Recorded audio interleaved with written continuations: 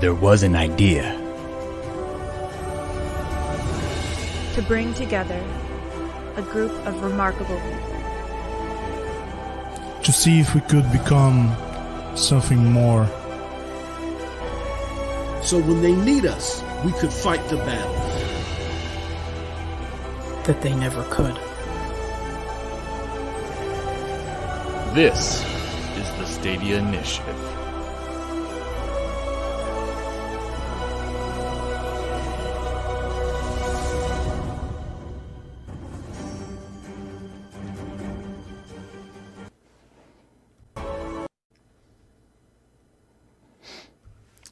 Hello, everyone. Welcome to the Stadia Initiative. Today is April 17th, 2020. I am Brian, and I believe it's time to assemble. Everyone, say hello to the viewing audience today. Hello. Hey, what's up, y'all? Hello, everybody. Yeah, boy. Cheers. Cheers. How are we all doing this fine evening? Fantastic. I want to register a complaint. I can start. I am to be the mighty Thor, and I'm the only one without a mighty drink because I live in the unmighty state of Pennsylvania. I just want to let you know. I knew it was coming. That's not good. So, my guy. Since we last talked publicly to each other, something happened. But before we get into that, I want to welcome everyone to the stream. I want to make a couple announcements here. First of all, we are giving away a Stadia controller today. So if you haven't already, yes, there is a link at the very top of the chat. Go ahead and fill out that form. Please be a Stadia member. It would make no sense if you didn't have Stadia to freaking do it. But we'll get into why everyone should have Stadia at this point. But we want to get some of our sponsorships out of the way. Mr. Eddie, do you have your case with you by chance? Oh, yes, sir. Awesome. So this stream is officially sponsored by Eddie and his Founders Edition case, which you can find on Amazon.com, which is a nice little link in the description. Not affiliated, so I don't get anything. It's all Eddie. Oh, we got to give this man a round of applause. Come on, man. This thing is awesome. Eddie case. Controller not included. Brian? Very, very important. Mine is still in the mail, and I'm getting really peeved off about it. I need to add it here to chat to fill up a Google form. And then you're going to run a draw, right? Yep. So the Google form is in a pinned message, or it's like the very first message of the entire chat. Click that, fill it out. You just need your name, email address, color you like, and your Stadia username. Good deal. And to add to that, to celebrate as the first, number one, the Stadia Initiative, you're going to run the draw again, and the winner is going to win a case. What? Nice. That is awesome. Wow. It's a beautiful case. There it is. Wait. We have to talk about the unofficial sponsors. That's what I was getting to. And our unofficial sponsor is Proper 12, made by Sir Conor McGregor. Conor McGregor. Damn you! A proper whiskey. Hell yeah. If I didn't butcher that accent. All right, so we are going to just jump straight into it. But the last time we did this, we did like a pilot run of episode 0, if you will. And on that, I kind of... oh, wait, before I get to that, Stadia Super Saturday is happening, right? Yes. Next Saturday. Yeah, it is. Yes. So what's everyone doing? MM2K, go ahead and start us off. What are you doing next Saturday? I am doing The Division, I believe. I might do Borderlands. It's not etched in stone. You guys know I have a mild case of ADHD, so I'll figure it out. And then I'm trying to sucker Brian in if he doesn't have to work to join me on that stream. He just doesn't know it yet until now. So so we'll see. But yeah, 11 o'clock Eastern. I might be kicking it off unless there's going to be some more signups. I'll be either doing Division 2 or Borderlands. Really, anybody's welcome to come, but I definitely would like to see if Brian can, join. I am free that night, so we might be able to make arrangements. Yep. Chase, what are your plans for the second edition of Stadia Super Saturday? I'm going to be doing a Saturday morning Stadia Talk, and I'm going to be having some guests on. It's actually you're joining me, right? Mm-hmm. So I've got a couple other people. So I'll be ironing that out, just making sure that that's finalized. I guess is the right way to say it, because some people confirmed, but I'm gonna do like the double confirmation this weekend just to make sure that everything's good to go. But it's just going to be a roundtable discussion. It's going to be interactive with the community, and I think that's what it's all about. That day is about the community. It's about the content creators. It's about the viewers and the listeners, and it's about a celebration of this platform and how it's brought everybody together, which is an amazing story unto its own self. So, and then you'll probably join like 20 other streams again that day, I'd assume. I would have asked Chase to come, but by 7 p.m. he's beat because he's like on every single stream where he's watching it. So Man, works. Yeah. Eddie, what you got going on next Saturday? So I got a surprise as well on that. I'm gonna be running. We're not gonna be doing the podcast yet. Still on the still baking the new format, but I'm gonna be running a panel on Ubisoft. So we're gonna be talking about what Ubisoft has done with Google Stadia and what Ubisoft games is coming to Stadia in the future. So stay tuned. I'll be joined by a few Stadia streamers, people who game on streamers, such as Megatron X. What? Oh, what? No, I'm kidding. Do you have any insider information on that, or Not yet. to be determined? Okay. Not yet. I'm trying to, but the people don't reply emails right now. Jerks. Germani, what do you got going on, or are you taking the day off? No, absolutely not. Man, I'm going to be available for different gaming sessions that people have. So definitely MM2K. I'll be on your stream. Thank you. Yeah, for sure, man. You always show up for me. But on my section, I'm gonna definitely be doing Stadia Live open mic. I just want to bring members into the community and then new people coming in just to see that we have a real chill hang spot and just keep it like that. Keep it OG, baby. You dig? Hell yeah. Mm-hmm. All right, Meg, round us off. What are you gonna be doing Saturday? I'm going to be doing Red Dead. That's right. I just decided today I'm going to do. Just now. I don't know exactly what I'm going to do, but it's going to be Red Dead Online. I'm having so much fun, and every time I stream, I convince somebody to get it, and then they start. Yeah. So I'm having so much fun. So I can't wait to show Red Dead Online to everybody on Saturday. So, and I'm also going to be on a ton of different streams. I'm going to be all day. I'm going to be on people's streams, gaming or chatting or whatever. So yeah, I'm going to be all over this Stadia Super Saturday. Hey, as long as Ash just doesn't roll through and do a hit job, right? Oh my gosh, yeah. Stream sniping is a problem. Funny.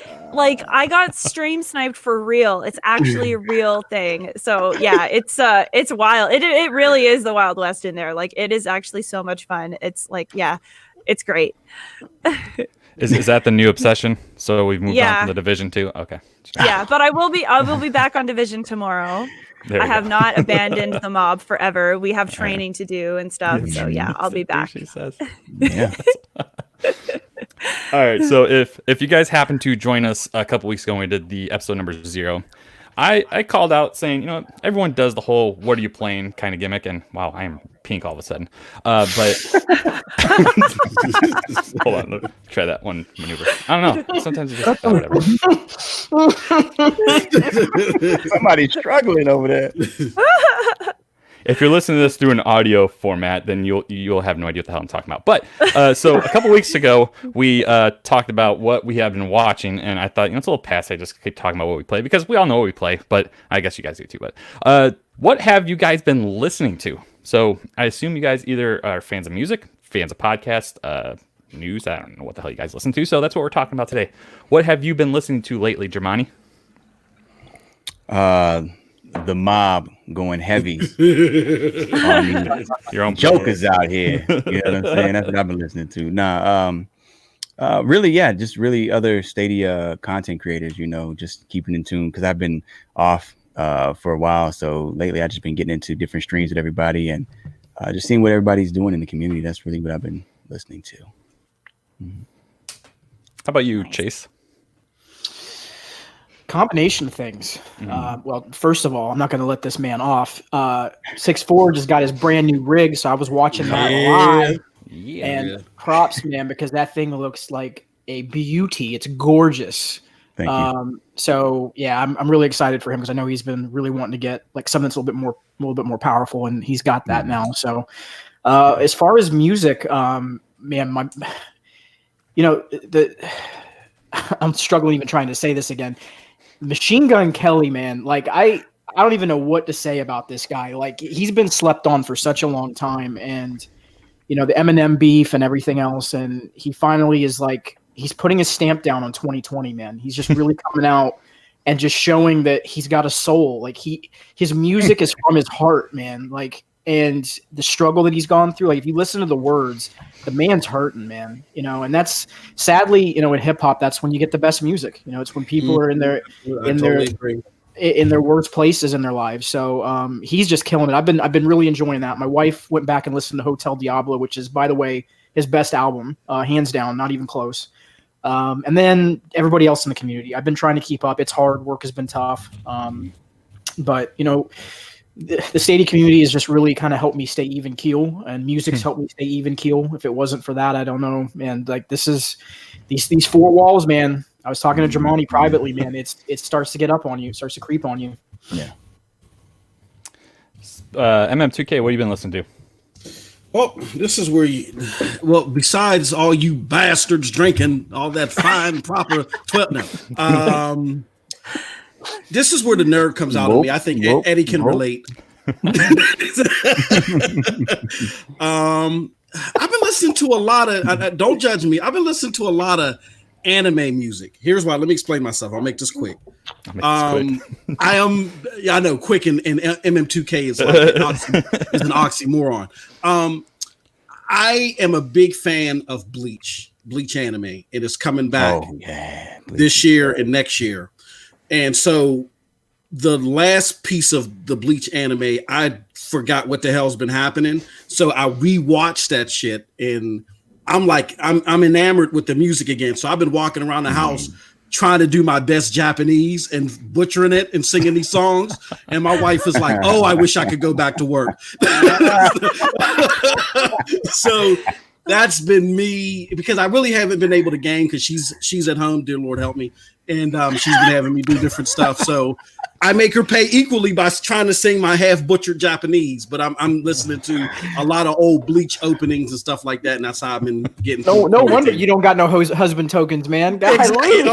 Oh dude, we're tossed in like the sewage somewhere. Yeah, she's tired of it. You married a nerd, baby. What you expect? Exactly.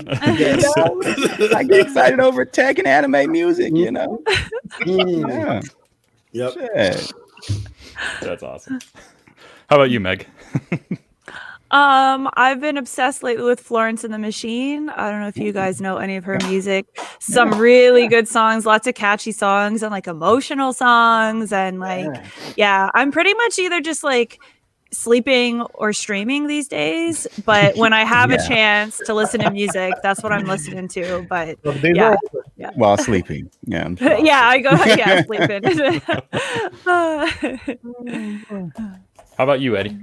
So I'm trying to check my Spotify here again. Exactly. So there's a lot of Baby Shark. Me too, bro. But whenever it's not Baby Shark, I have been listening to Khalid and Jack Johnson. Wait, say that again. Jack Johnson. Jack Johnson. Okay, Khalid's nice. I know Khalid's very nice. Listen to a little bit of Bob Marley as well.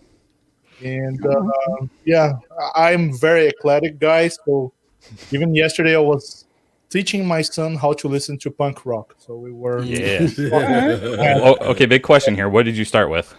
Rancid. All right, good start. Whoa, that's a good one. That's a throw. What was again? If I fall back down, you gonna help him back up again. That's good.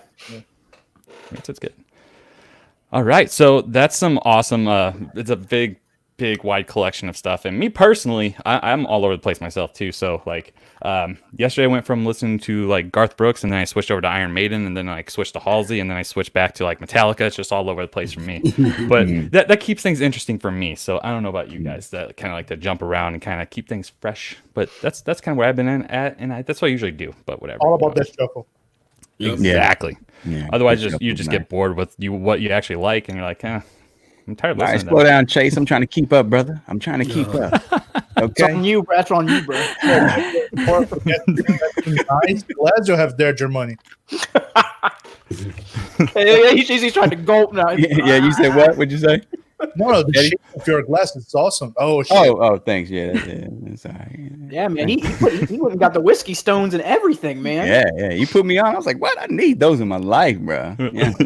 Yeah. Megan, I'm Did you glad get them? we're Did you get them, going Brian? I just Were got you some gonna get iced coffee here. See, Yeah, yeah, me too. Iced coffee. He saw Brian with the- No. Yeah, you PG. You PG. We believe you. We believe you. We believe you. Yeah. Panel, I mean, chat, I am glad that me and Megan are the only two civilized ones here, just so you're aware. He is not happy about that, bro. In private streams, he goes to extreme lengths to get on our level. Believe that. Believe that. Didn't he shotgun like 4 beers before we started? No, And he resorted. Listen, he resorted to Four Loco the other night. I was like, I wasn't gonna go there. I wasn't gonna put it out there, bro. Yeah, I wasn't gonna put it out there. You know, I'm a liar. Yeah, I He know. was going in. Yeah. That's like 35 lollipops in a bottle of liquor. All right. Let's reel back in here. So one terrible thing I was at the last time we did this was showing what chat's talking about. So I'm going to go ahead and start off right here. Happy Cloud Gamer needs to go to bed. And I know that a lot of people live in Europe and do happen to like watching us. And we're sorry we stream late, but we are all from North America. So this is normal time for us. But for you, it's like probably 3 or 4. But Happy Cloud Gamer, thank you for stopping by. And he's not the only one, by the way. There's a crap load of people in here right now. Awesome. 2 things. Just a reminder to enter the controller and now the case entry, which is just at the very top. And then stay after. So if you're listening to this post live, if you happen to be maybe on Spotify, whatever the case may be, because that's the plan. We're going to make this available in audio format too.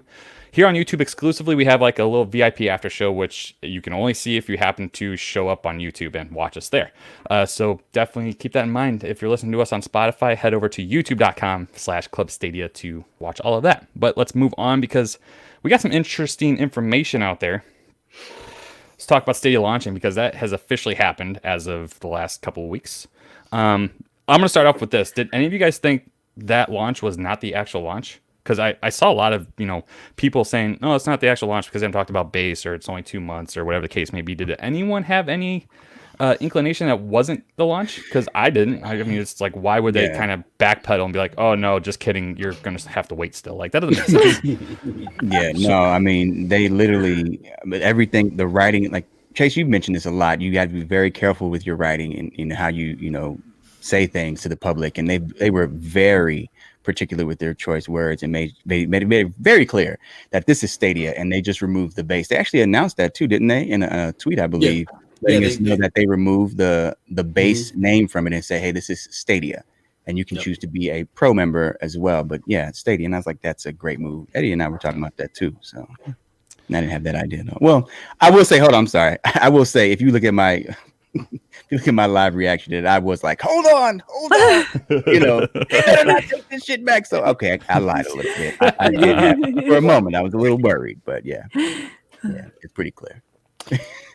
Yeah, I mean, what Giovanni was just talking about is in that community update. I mean, they were very specific about saying, look, we are very intentionally moving away from that term. And I think the only reason that they used that terminology in the beginning was because they felt like they had to differentiate the two pieces. Exactly.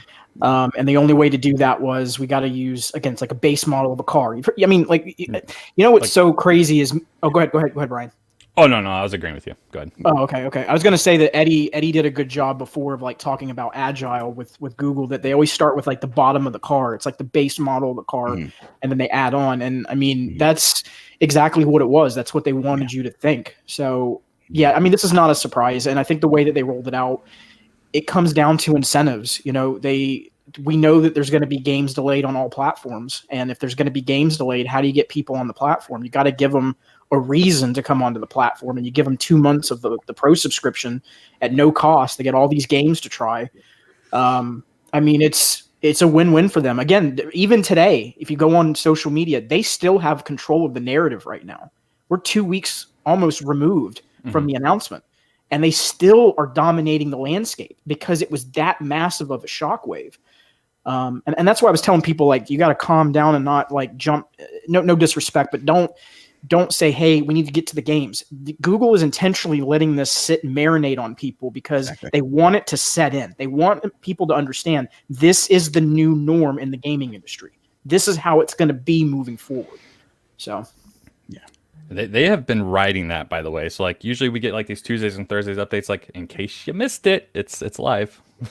I don't know if anyone, whatever.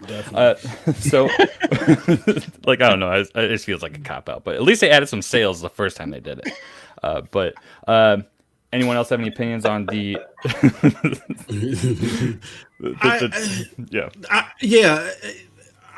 My first initial reaction was, of course, this is some type of launch to the public. This isn't a dangle the carrot and run away type deal. This is like it's here to stay. People may have missed it, but Kotaku, in an attempt to slander it slightly in a sly way, said, well, they're not mentioning the base or whatever. And Google said, hold my beer. And they sent them an email and they said, no, to clarify, jackasses, this is, we wrote this. Yeah, exactly. Yeah, in those exact words. No. And they said, this is our official release to the public. So if people want the quote unquote base level, all they got to do is let their pro subscription lapse and then it'll operate as base. And as was mentioned earlier, base, the terminology base has been scrubbed. They said that they're pivoting from that. Big ups to Eddie and Raph Game and the TGOS for being first to hammer on that. But yeah, I mean, it's here to the public, so there shouldn't be any doubts. And let's not, don't fight over the trivial stuff. Let's be happy now, Stadia community, that it's here. Let's celebrate it and let's help newcomers understand why this platform is so great. Well said. Yeah, absolutely. I called it base plus plus when it came out. I was like, it's base plus plus because it's like it's base, but then there's like extra stuff with it as well. And I think like just from my own experience with the new people coming to Stadia, there's still a lot of misinformation out there. People still think, oh, I have to buy the game, or oh, I thought it only came with two games to try, and I'm like, no, there's 9, and like, oh, I don't want to have to keep paying it afterwards if I want to play the game I buy, and I'm like, you don't have to.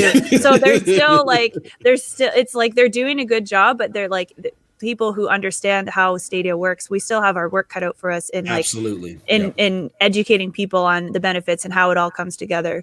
So, but I think it's going really well. A lot of people are trying it, I think.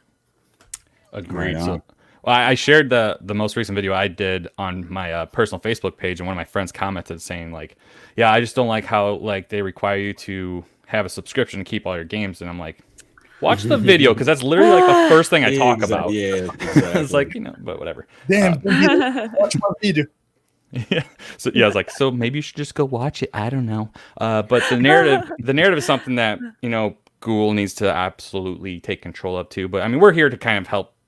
Kind of curve that a little bit ourselves. But so any more about that specifically until we're going to go into the new update they just threw? Well, I would say this just to I guess answer the last portion what you just said as far as Google needing to control the narrative a bit. I think they pretty much are. As you can see, there's not as much media out there combating what they're saying. There's just they're doing exactly what they need to be doing. They're in the right position. What was it, like 2 different articles or journal, whatever these people call themselves, YouTubers, tried their hand and it just kind of just died out. There wasn't a follow-up after that. So I think they're doing a pretty good job. They're in the right place. And kind of like Chase was saying, they're being very decisive on how they move now because they don't need to play all their cards right away. Everybody else everybody else is reactive. Again, Sony, the biggest player in the game, just decided to release free games to new players, absolutely free. Big games, exclusives as well, just to draw attention to their platform. That says a lot. That's reactionary. It's reactionary. And man, that says Stadia has a lot of fucking, cards in hand that are aces, man, I'm telling you. So yeah. And if this was Stadia doing exactly what PlayStation just did, they literally just released a collection of games that are from the last generation.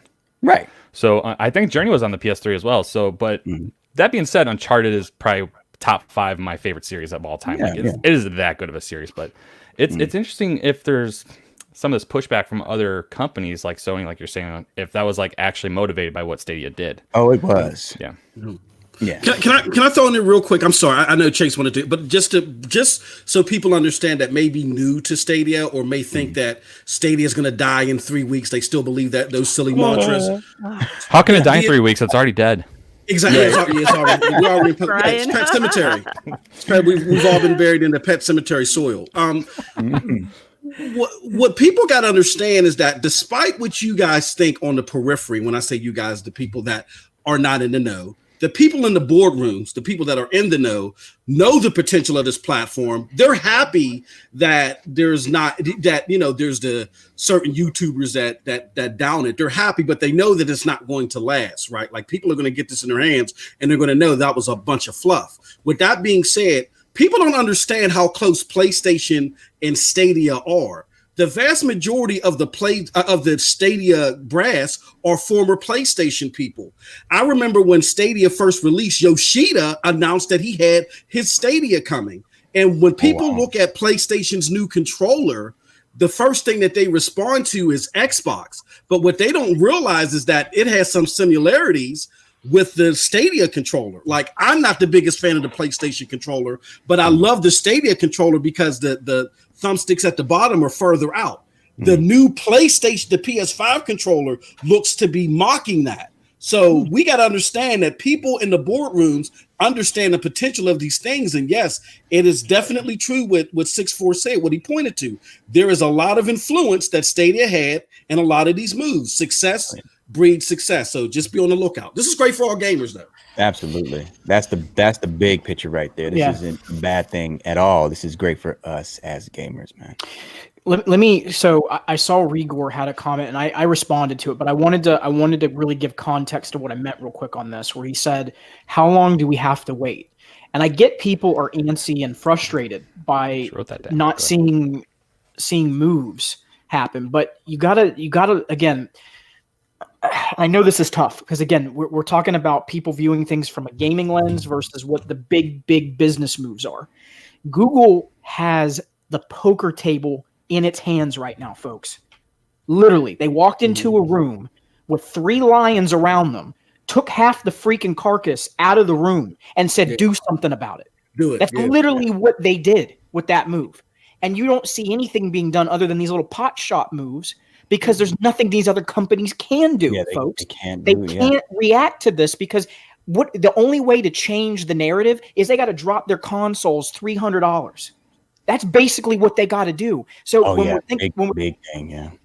thinking about the games part of it, I get that we want to get to the games, but you got to look at this from a survivability standpoint of this platform. Google isn't just going to go out there and start now throwing 50 different things to muddle the landscape. That already happened last year, and we knew where that was at and how we felt. They've got to stick to a track right now of about 2 to 3 weeks of just keeping this the focus, and then you add on little pieces. You add a little bit more. You add a little bit more. You add a little bit more. You don't do it all in one shot because if you do, you kill all the narrative pieces that you put out there to begin with. Exactly. So you just got to be. Again, I'm just trying to kind of give the reason why I'm saying this. It's not just hey that doesn't make sense. There's an actual business side behind it of why they're doing it that way. Sorry, I just want to throw that in there, Brian. Yep. Yeah, they gotta walk it, man. They gotta walk it. Do you want me to bring that comment up, Germani? Yeah. That was let me bring that up. Yeah, this is a very, very good point. Okay, so if you happen to be listening instead of watching, Lowland Profits, one of our viewers, he said, "I had to unsub from a few channels. They made me miss buying the Founders Edition with their bad reviews." Germani? Yeah. Do you have something to say, Germani? Yeah, I mean, it just speaks to that false narrative that we were talking about before. I mean, people were really believing in the nonsense, and the reality is Stadia is that good, and if people when you look at it now, how Stadia has got how Google has the narrative changed, people are more inclined to go check it out, and they realize they've been duped all this time. They've been duped, and it just goes back to what Chase was saying. Now that they got the narrative going, they got it in control. You just walk out slowly these new releases and these new announcements, and it'll explode, to continue to explode because the same people who are being fooled by the people they believed in are going to turn around and start using that loudspeaker to start speaking the truth about Stadia, because they've been betrayed. They've been betrayed, you know. So yeah, I just wanted to highlight that. So if I may add to that, Lowland Prophets here, the thing is, so if you missed the founders, you were one of the people who bought Stadia or ended up not buying Stadia before the November 19th when the Founders Edition or Stadia launch. The thing is, I know there were a lot of false prophets. So I'm gonna use their name. There were a lot of false. See how he did that? This is never gonna work. This goes against the laws of physics. I received one comment. I keep talking about that comment, but somebody said that.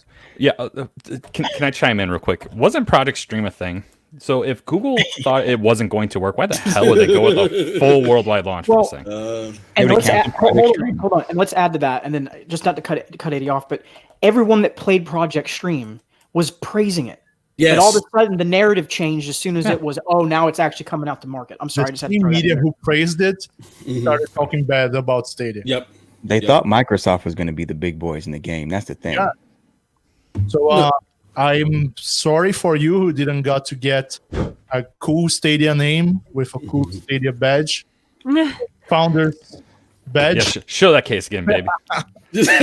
Which you can buy if you go to the description in this video. By the way, subscribe, fill out the spreadsheet or the form on the pinned comment so you get a chance to win one of these keys. But right now we have 17 responders. So the thing is, nice. After this launch, now with the base launch, with everyone being able to try, there are more and more people such as yourselves or other people who already joined here in the comments saying, hey, I was a non-believer. Now I got 9 games for free. Yeah. And I'm trying those games and I have a good time with it. So Stadia works. Yeah, man. Hashtag Stadia works. It works extremely well. People are finally getting a chance to just kind of test it out and see how it works for them. And we just had someone, I think it was Metal Beer Solid, which is an awesome name, by the way. I believe he said that he was initially a hater of Stadia, and he tried it out and he's like, well, okay, I like it now. Like that's not the first I've heard of it. Right. And I know one of the comments in one of my videos, someone said pretty much the same thing as like, and they're talking about like how these big YouTubers were kind of putting it down. And he's like, I tried it out and I really like it. I'm like, imagine you trying something for yourself and forming your own opinion on it. How wonderful is that? Yeah, it's crazy. I think that what we forget is that when Project Stream was being praised, it was being praised on the belief that Google was going to have a dedicated device solution. You guys remember when people were making up mocks of what the Google console was going to look like? And when they found out that this was going to be solely cloud gaming, people began to panic. Why? Because they felt like that this was going to take control away from them with their dedicated device and their physical discs and all that other stuff, ignorant to the fact that we don't own anything as it relates to games. We're only given, temporary usage of the license, and it could be yanked away from us at any time. So this solution just says, hey, let's cut out the middleman. Let's cut out you having to deal with a broken disc, a child losing it, and you just stream it and it works as long as you have great internet. So that's the reason why there's so much hate. When people thought that Google was going to come out with a console, everybody thought it was fantastic. When people thought that Google was going to do a Game Pass solution, people thought it was fantastic. When Google said, no, we're going to stand on our own 2 legs and we're going to do something totally different, that's when the hate came. There you go. Yeah, we're basically in a space where the big companies that have been in the industry for a while are still using old tech and trying to shoehorn in the new technology they're working to get toward. Google already got there.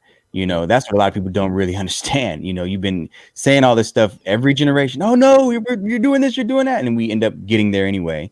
But they're only keeping this old technology in front of you because they're either working on it or you just won't buy the product. They're afraid of losing their business. So like, okay, well, here's this, but we're still going to keep working in this direction. Google's already there.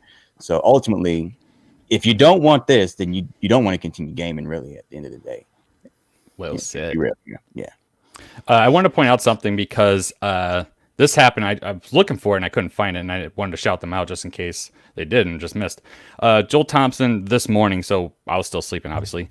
He left a super chat for us for $10, so I want to say thank you, Joel, if you are listening to us in the future. But thank you. Thanks, Joel. We're going to talk about the Stadia update that just, as far as I know, this is the first time they've actually done something like this. Am I right? Where it's kind of been like patch notes, essentially. Yeah. I think so. Yeah. In this format, yeah. So Stadia 1.45, which introduces 5 pound. Oh, wow, let's speak a little better. 5 point. Too much of our unofficial sponsor has taken care of me all the time. 5.1 surround sound on your web browser, an on-screen keyboard if you have a controller connected while you are playing on your computer, and then mobile connection notifications, which I feel like that's something that should have been around for a while at this point, but. Anything to really add to this? Because I mean, it's pretty self-explanatory. The one thing that I've noticed was Duncan over at Stadia Source has been kind of doing some sleuthing, and he suggests maybe something really big is kind of starting to come around the corner since the Stadia version number is 1.45, and we're really close to a 1.5. I mean, do you guys have any thoughts about the updating, the patch notes, anything of that regard? By the way, do any of you guys know what is coming on version 1.5? Officially, no. Do you know? Yeah, do you know? Eddie and his Eddie always got secrets. Is he shaking his head? I don't know. Actually, I don't know. Oh, wait. Because I know there were those APK breakdowns. Mm-hmm. Yes. And I don't know if on those APK breakdowns there was anything mentioning 1.5. And I didn't have a chance to check yet. No, but so here's what I think they're working towards, and I think it's been kind of evident for a while, is that for whatever reason, they have, remember, we were promised the controller wirelessly to web, and that still has not come out. And then the APKs dropped, and we found out that they already were ahead of the game with the controller connecting to the mobile device wirelessly. Mm-hmm. I think we're going to get a massive data dump. And what I mean by that is that we're going to get the controller. Ew. I know. We're going to get the controller wirelessly to the web. I think we're going to get the controller wirelessly to a device. And I think the one thing that has been slept on, and I've talked about it a couple times, and I've kind of let it lie because I was like, let me just see if this kind of comes back to the forefront, and it hasn't. Mobile parties on Android devices are a massive thing because right now, if you play on your phone, you have to use Discord. Mm-hmm. I think that's the next big missing piece right now. I think those are the three things that they want to get in line, because if they can't get iOS support lined up, and again, shout out to Stadia Rocks because he kind of explained why we're probably not going to get iOS right away right now. I think that's the three main things they're going to do. I think it's going to be wireless controller for web, wireless controller for phone, and then the mobile party support. And I think that's going to lead us up to whatever the next big piece is that they're going to try to push towards, which could be these features. It could be crowd choice. It could be crowd play. It could be, that could be the next big thing that they're working towards. And they want to make sure that all this stuff is lined up. And here's the other one, YouTube integration. I mean, all this stuff goes together. Like it's almost like the perfect recipe for what Stadia is. I mean, we all talk about this, but give us crowd play. Yeah, I'm sorry here.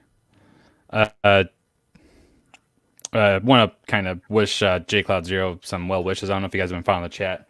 Yeah. I mean, all our thoughts are with you guys, so make sure. I mean, this situation sucks for everybody, and personally, I haven't been affected by it in terms of this level. But I mean, I know Stadia Weekly One. He recently lost his aunt. Cloud0, I hope for the best. I hope she gets what she needs to make sure she overcomes this. But my well wishes are out to you, and obviously the rest of this panel feels, I know, the same way. So absolutely, definitely.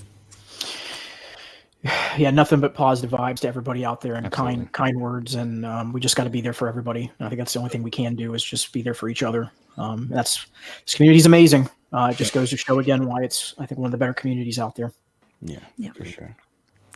All right, so let's move on to our next topic, talking about some new games that were recently announced.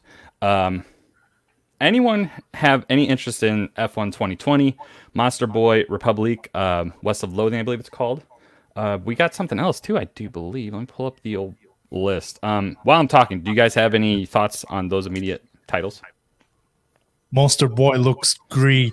Yeah, I was gonna say Monster. I thought Chase was gonna say something, but yeah, Monster Boy for sure. Sega. Bro. What the fuck, Ray. Ray? Ray. You are amazing, Ray. Dropping bars and super chats. Hey, my man. Oh, Nikes. That's what's up. Ray, what's going on? Thank you, man. That's amazing. You guys, come on, like. Yeah, no, Ray's super dope, man. He's a great sport. Yeah. He likes to have fun. You know, he loves the community, man. He's building his channel up, man. I love his energy, man. That dude is awesome, man. I really love that. He's a Giants fan, though, isn't he? I don't know about all that. I take all that shit back now. I do believe he is a Giants fan, and one of the running jokes for the San Francisco Giants was they'd always win every time the year was even. But back in 2016, the Cubs kind of took care of that. So just want to point that out there. Okay. So let's. Shots fired. Hey, we love you too, Ray. We love you too, brother. So, Good. Thanks for the love, man. That's Hey, Ray. Ray. Was that a double click? He double clicks. He double clicks. That's all. I hope you didn't. I quit my job. I'm coming to work for Ray. Yeah. Ray, was that an accident? You can tell me. It's okay. Jesus. Real cheese, man. Whatever you think YouTube is fucking up, y'all. He was already working on. He had 1/5 of a C note, and he was already working up to the next part. Guys, I'm looking at Antonio. Antonio. Guys, what is going on over there? This community is ridiculous, man. Yes. Oh, Y'all man. tripping. Guys, some of us are still working. Come on. There's Jesus. I quit. I'm done. Thank you, guys. If you happen to be listening via audio, our friend Ray threw $40 at us via super stickers, and then Antonio topped him saying that he's better than Ray by throwing 31 Canadian dollars at us. I believe that's Canadian. If I'm not mistaken. I see. Yeah. I'm not gonna say that one out loud, but Ray had a nice, funny comment. Moving on. I'm trying to gain some semblance of decorum here. We're talking about games. F1 2020, Monster Boy, a Sega franchise, by the way. Republic, West of Loathing. Sega. Monster Boy was a Sega Master System game, by the way. Oh. Fun little throwback. West of Loathing, by the way, looks freaking amazing. Yeah, that's right. That's it looks like it's gonna be fun. And in the and on the PR release, they were like features a drunk horse. I was like, I'm in. Let's do it. It's a colorful characters, something like that. Characters full of color, or something like that. A world full, and it was like, no, the game is not full of color. You know, it's black and white. You know, it's like, oh my god, these guys are ridiculous. Yeah. That's why I love indie games so much, because they push you into different directions that it just isn't the status quo. Yeah, they want you to they bring it back to what the core of gaming is about: having fun, being silly, but having these great core gameplay experiences at the end of the day. And that's just they're absolutely essential, man. So I'm glad to see that coming to Stadia for sure. Now I haven't seen it, but is that a first on Stadia title, or is that going to be multi-plat? Because I don't remember seeing that. That is a really good question. Because I know these other games are either day and date or have already come out. So Republic, Monster Boy, they've already shown up on other systems. West of Loathing, I don't remember seeing anything about that. Yeah, I don't know. It's not already out, because I was listening to a show. I think it was Stadia Cast where they were talking about it. So it might already be out. I think it is out. I think someone said to me, West of Loathing is really fun. Okay. Which made me think it is out on other platforms. But it does look fun. It looks cute. Like, I think it would be fun to check it out. And Republic also I plan on getting, because I think that looks pretty cool. I like the sneaky vibe in it. Yeah, West of Loathing looks like it came out actually in 2017 on Steam. Okay. Yeah, so but no, it's overwhelmingly positive on Steam, which Yeah, that game. That would be fun. Turn-based. Are any games multiplayer? Do we know any multiplayer games? Let me go check. F1 2020 will technically be one, because that's like the 19th game from Codemasters. But other than that, I think they're all just single-player titles. Okay. Okay. I could be wrong. I'm not the biggest fan of the F1 like racing games. Mm-hmm. That's a great addition to it, but there is a show. I don't know if you guys have heard of it. It's on Netflix. It's just kind of off topic, but at the same time on. It has to do with F1 racers, the actual real world experiences. Have you guys heard of that? God, what is it called? Let me get back to you guys. Oh yeah, You know what I'm talking about? I know. They were telling. Yeah, someone told me to watch it. What's that called? I can't Chat remember. will know. Chat will know. You guys know the one. Yeah, it's such a good show. I'm actually a fan of like F1, Formula One and everything. Like I said, not the gameplay, but like watching it, the real world stuff is so great. So to have this show, it's kind of like a docu film or something like that. They're kind of following them, and they do episodic. Oh, it's so good, so good. So if you're into that stuff, watch it. Check it out. Watch it. Yeah, it's good stuff. It's good stuff. Yeah, you find out, let us know what it is. Yeah, I'm gonna let you guys know. So the next game that will be coming out will come out whenever the 23rd is. That Tuesday, I think. I believe. What's today? 17th. Yeah. No, that's Wednesday. Who tracks days anymore, guys? Who tracks days? people. I still have to go to work. Damn it. Yeah, it's Wednesday. It's Wednesday. Another weird day. Okay. MotoGP 20. I mean, I assume none of us are probably picking that one up. Okay, I got it, guys, real quick. Okay. Thursday. Now it's called Formula One Drive to Survive. It's on Netflix. I think it's a Netflix. Okay. Formula One Drive to Survive. Great show, man. If you like that Formula One, you're looking forward to that game.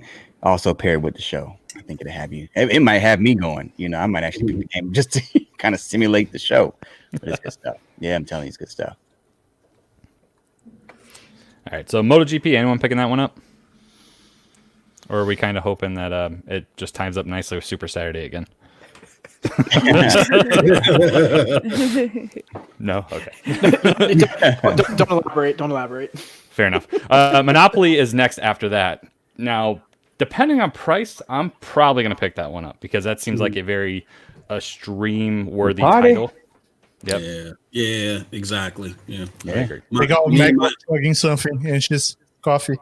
It's coffee. It's coffee. It's really coffee, guys. In my Wants decorum.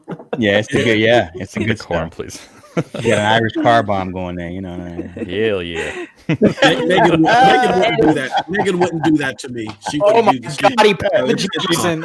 Oh, you dirty dog. You dirty dog. Did that James get here? Yeah, it was. Yeah. Yeah.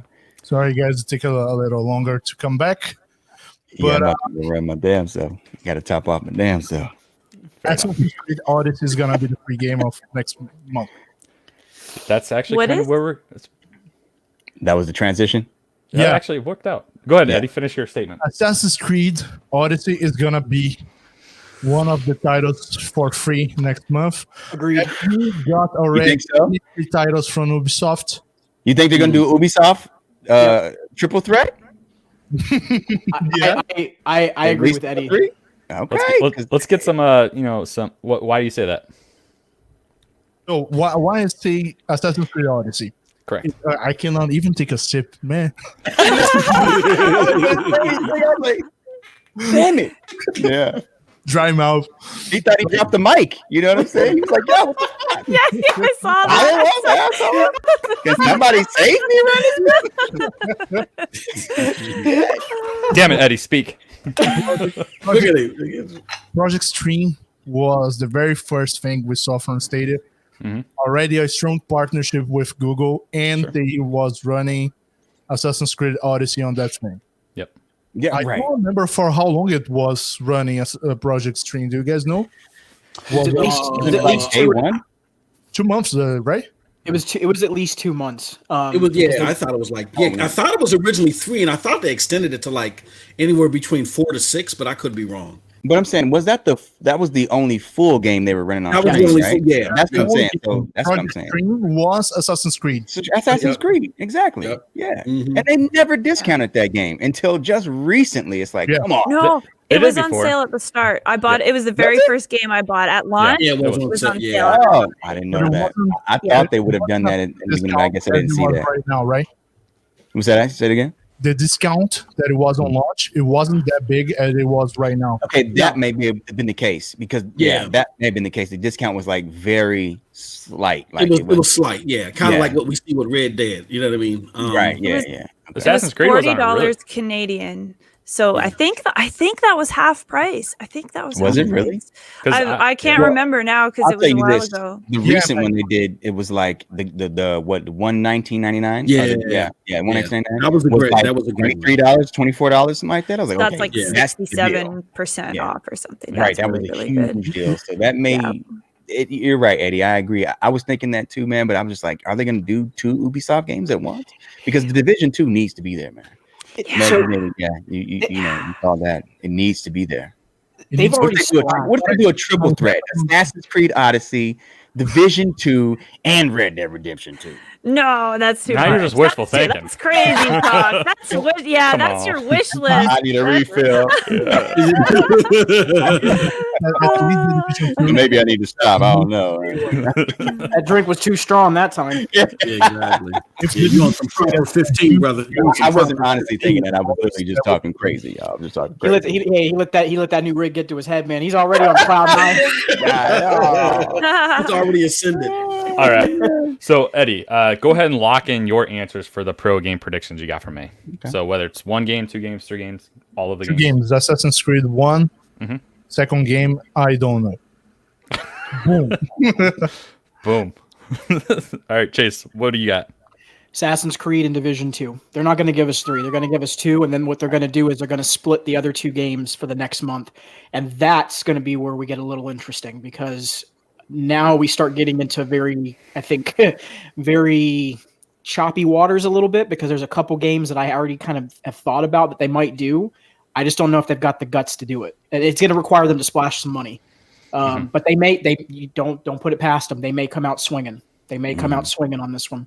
So just to add to Chase's reply, I don't think the Division 2 will be a pro game, but I think it's going to be another sale of less than $10.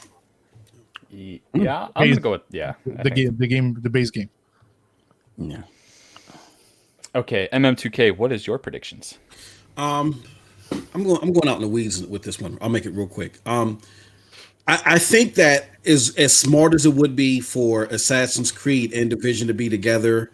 I think those games are so powerful on the system right now, they might want to space them out. So I think right now it will definitely be Assassin's Creed this month. I don't know what the second game is going to be. I think Division will be the following month. And I think the month preceding that, I know I'm out in the weeds, is going to be Borderlands.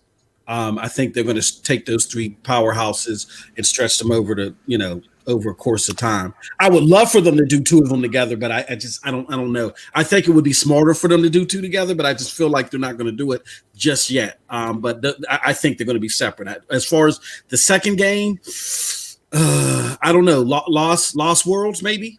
Lost Words, yeah. Yep. That was actually my very first pick was Lost Words, and I'm going to go Wolfenstein. I'm not as optimistic that Assassin's Creed will be just yet. Yeah, I think Wolfenstein will be a good one, yeah. I'm going to go with those 2. Meg, what do you got? Oh, sorry. Go ahead. No, I was going to say Borderlands was my dark horse. That's the one I was thinking about long term that they would splash the cash on. Mm-hmm. Oh, yeah. Good move. I think Trials, maybe. I've been expecting Trials to be a pro game for a while. Yeah. And I want it to be because everybody says it's great. And for some reason, I just refuse to get it. So I just hope that I get it given to me. I don't know. I always have something else. And I feel like, I already have some like similar games. I don't know. So I hope that comes. And Lost Words is another one I could see. I Division I wish for, but I think more likely Assassin's Creed. But I do think Division would just be the best choice. But I just don't think so. I don't think so. Are you going Trials and Assassin's Creed or Trials and what the hell did you say? I'm sorry. Lost Words. I'll say, yeah, either Trials and Assassin's Creed or all 3. All right. And Lost. Imagine if we got all 3. Oh my god. Somebody's going to be really right or really wrong. Exactly. Yeah. All right. So that's 1, 2, 3, 4. Germani, what is your predictions here? So yeah, I was wrestling with the two Ubisoft games, The Division and Assassin's Creed, and honestly, it just, again, I would want to see The Division free as well, but it just would definitely make way more sense for them to release Assassin's Creed right now as a free game. So I'm going to go with Assassin's Creed. I was also thinking that they may do another launch day game for free. What was that game called? Gunsport? It might be up for a good launch. We're forgetting about those. On base, yeah, have a new title. Yeah, I will just say the announcement for those games did say up for purchase. They specifically said purchase. So that, to me, that ruled them out from Pro. But I would like to see one of those games on Pro. Yeah. Okay. Yeah. Sorry to interrupt you. Damn. No I know. Yet again. But I mean, something like that, or what was the other? Oh, did they say Get Packed would be up for purchase as well? Because it seems like they're just talking about it, but we're what are they waiting for? Yeah, they may do that as well. I have a theory on that if we want to go there. Do it. That's cool, yeah. Let's but talk about I would say, well, let me go ahead and finish and give my idea. I got crushed on the gun sport. Sorry, I'm Yeah. So let me go ahead and go on a limb and say, just Get one. Packed. Yeah, I'll just go ahead and just fuck it, Get Packed theory. They may be pushing it back for a pro launch or something like that. So that would be great. yeah, Assassin's Creed and then Get Packed. Yeah, they're certainly hyping up Get Packed a lot. Yeah, they have been. What is going on with Get Packed? Because I don't recall a game having pretty much daily teasers and no semblance of a release date being following. Yeah. Right. I'm at a point where I'm starting to get kind of annoyed with it. I'm like, when are you releasing this game? I mean, a pro game makes sense because of them being so tight-lipped about it at this point. Mm-hmm. Right. And maybe they're just trying to kind of build up that anticipation, but they still have 14 days to go. True. Which is a while. It is, but that just what you said, them kind of dripping this information out and kind of like, hey, we're here. And then it's all of a sudden, boom, pro deal. It's kind of what makes me think they're going to do that, even though it's 14 days away. Yeah.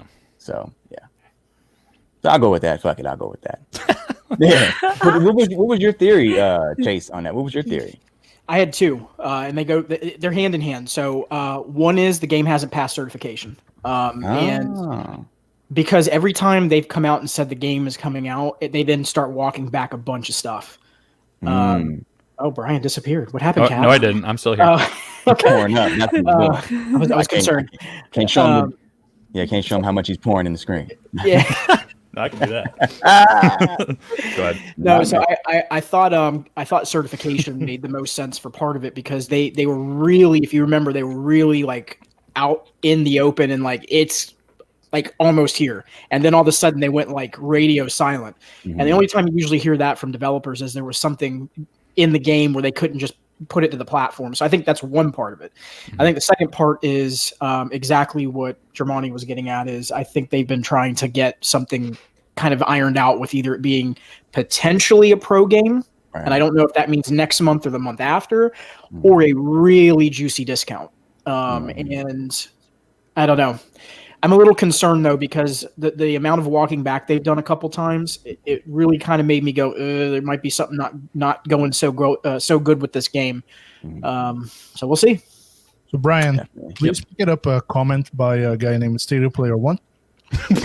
Which one? There's quite a few of them. The last one. Speaking in third person. Straight up. God. The Rock says. This is a reply I got from a developer from Moonshine Studios. We've been chatting. Okay. And he said, thanks for getting back. Everything has been very hectic here at the moment. So I have Jack from CodeSync to arrange something. So the thing is, the CodeSync, which is the publisher, is doing all of the press, all of the videos. It's one guy from CodeSync actually doing the voiceover on those videos. So they have a handle of the game, but the developers themselves, Moonshine Studios, are still busy on the game. So that definitely didn't get past certification. Yeah. It's the only thing that makes sense because again, if you jump that far out ahead and then you start scaling back, I mean, because they were supposed to be at GDC, weren't they? Or am I remembering that wrong? Oh snap! I swore Get Packed had some kind of talk they were going to do. I think there was something. Yes. I'll be right back, guys. Right. Yeah. Brian, I'm sorry to take over the show, but I want to. You're used to it. Go ahead. I want to do another one, which is the Ray dropped the question here. Yep. So far, what do you think was the best free game that we got on this 4 or 5 months? I did see that. Let me find it. So I will start with Farm Simulator. Dude, don't laugh. That game is actually kind of fun. Yeah, because I can't find it. This is brand new. So before Stadia came out, I was watching a guy doing I was daily watching a guy doing streams of Farm Simulator, and then I said, okay, you know what? I'm gonna start a YouTube channel on Stadia doing Farm Simulator. And there I am today, but I didn't do Farm Simulator. Like when I started trying to actually sit down and play it, like it was just where I went to work, and then like literally like the Division 2 dropped, MLB The Show dropped, Doom dropped, so like I completely forgot about the game until you just brought it up. But yeah, we've gotten a lot of big titles, and there was a good comment here by Carly. They're sort of running out of games to give for free to Pro, so I wonder if they don't release a couple of new titles as Pro, only claimable for that month. Added incentive for all the people that are trying for free for 2 months to purchase Pro memberships. That's how the comment finishes out. I'm kind of with her in that, because I think when Stadia was starting to kind of put the wheels into motion, they talked about you may get 1 game a month, and that was the deal. And I'm still surprised that we've had back-to-back months of 3 games. And I mean, she's right. There's not a very long list of games that have not been released as Pro games. So, I mean, should we be anticipating getting just 1 game? Or should we assume that 2 games is always at the very minimum? I was going to say, Meg, you look like you're going to say something. Well, I don't think that they should only give us 1 game. I know they never said specifically, like, leading up to the launch, they were always very vague about like how many games. They were like, oh, it will be comparable to other platforms, but they never said. But to go from giving us 2, 2, 2, 2, and then 3, 3 to ever give us 1, people would lose their minds. And like, I know with PlayStation, you always got 2 free games a month. You never got just 1. Yeah. So I think people that would be upsetting, because they set a precedent now, like of at least 2. So I think people would feel like people think that's what it is now. You get 2 free games a month with your subscription. I absolutely agree with that. And actually, I want to piggyback on that. I think their cadence strategy has been intentional. They've given us these back-to-back 2 games that have been like the heavy hitters. They're not going to continue to do that. What's going to happen is each month you'll get maybe 1 AAA and then maybe 2 indies, or maybe 1 AAA and 1 indie. Like that's what I think they're going to end up doing.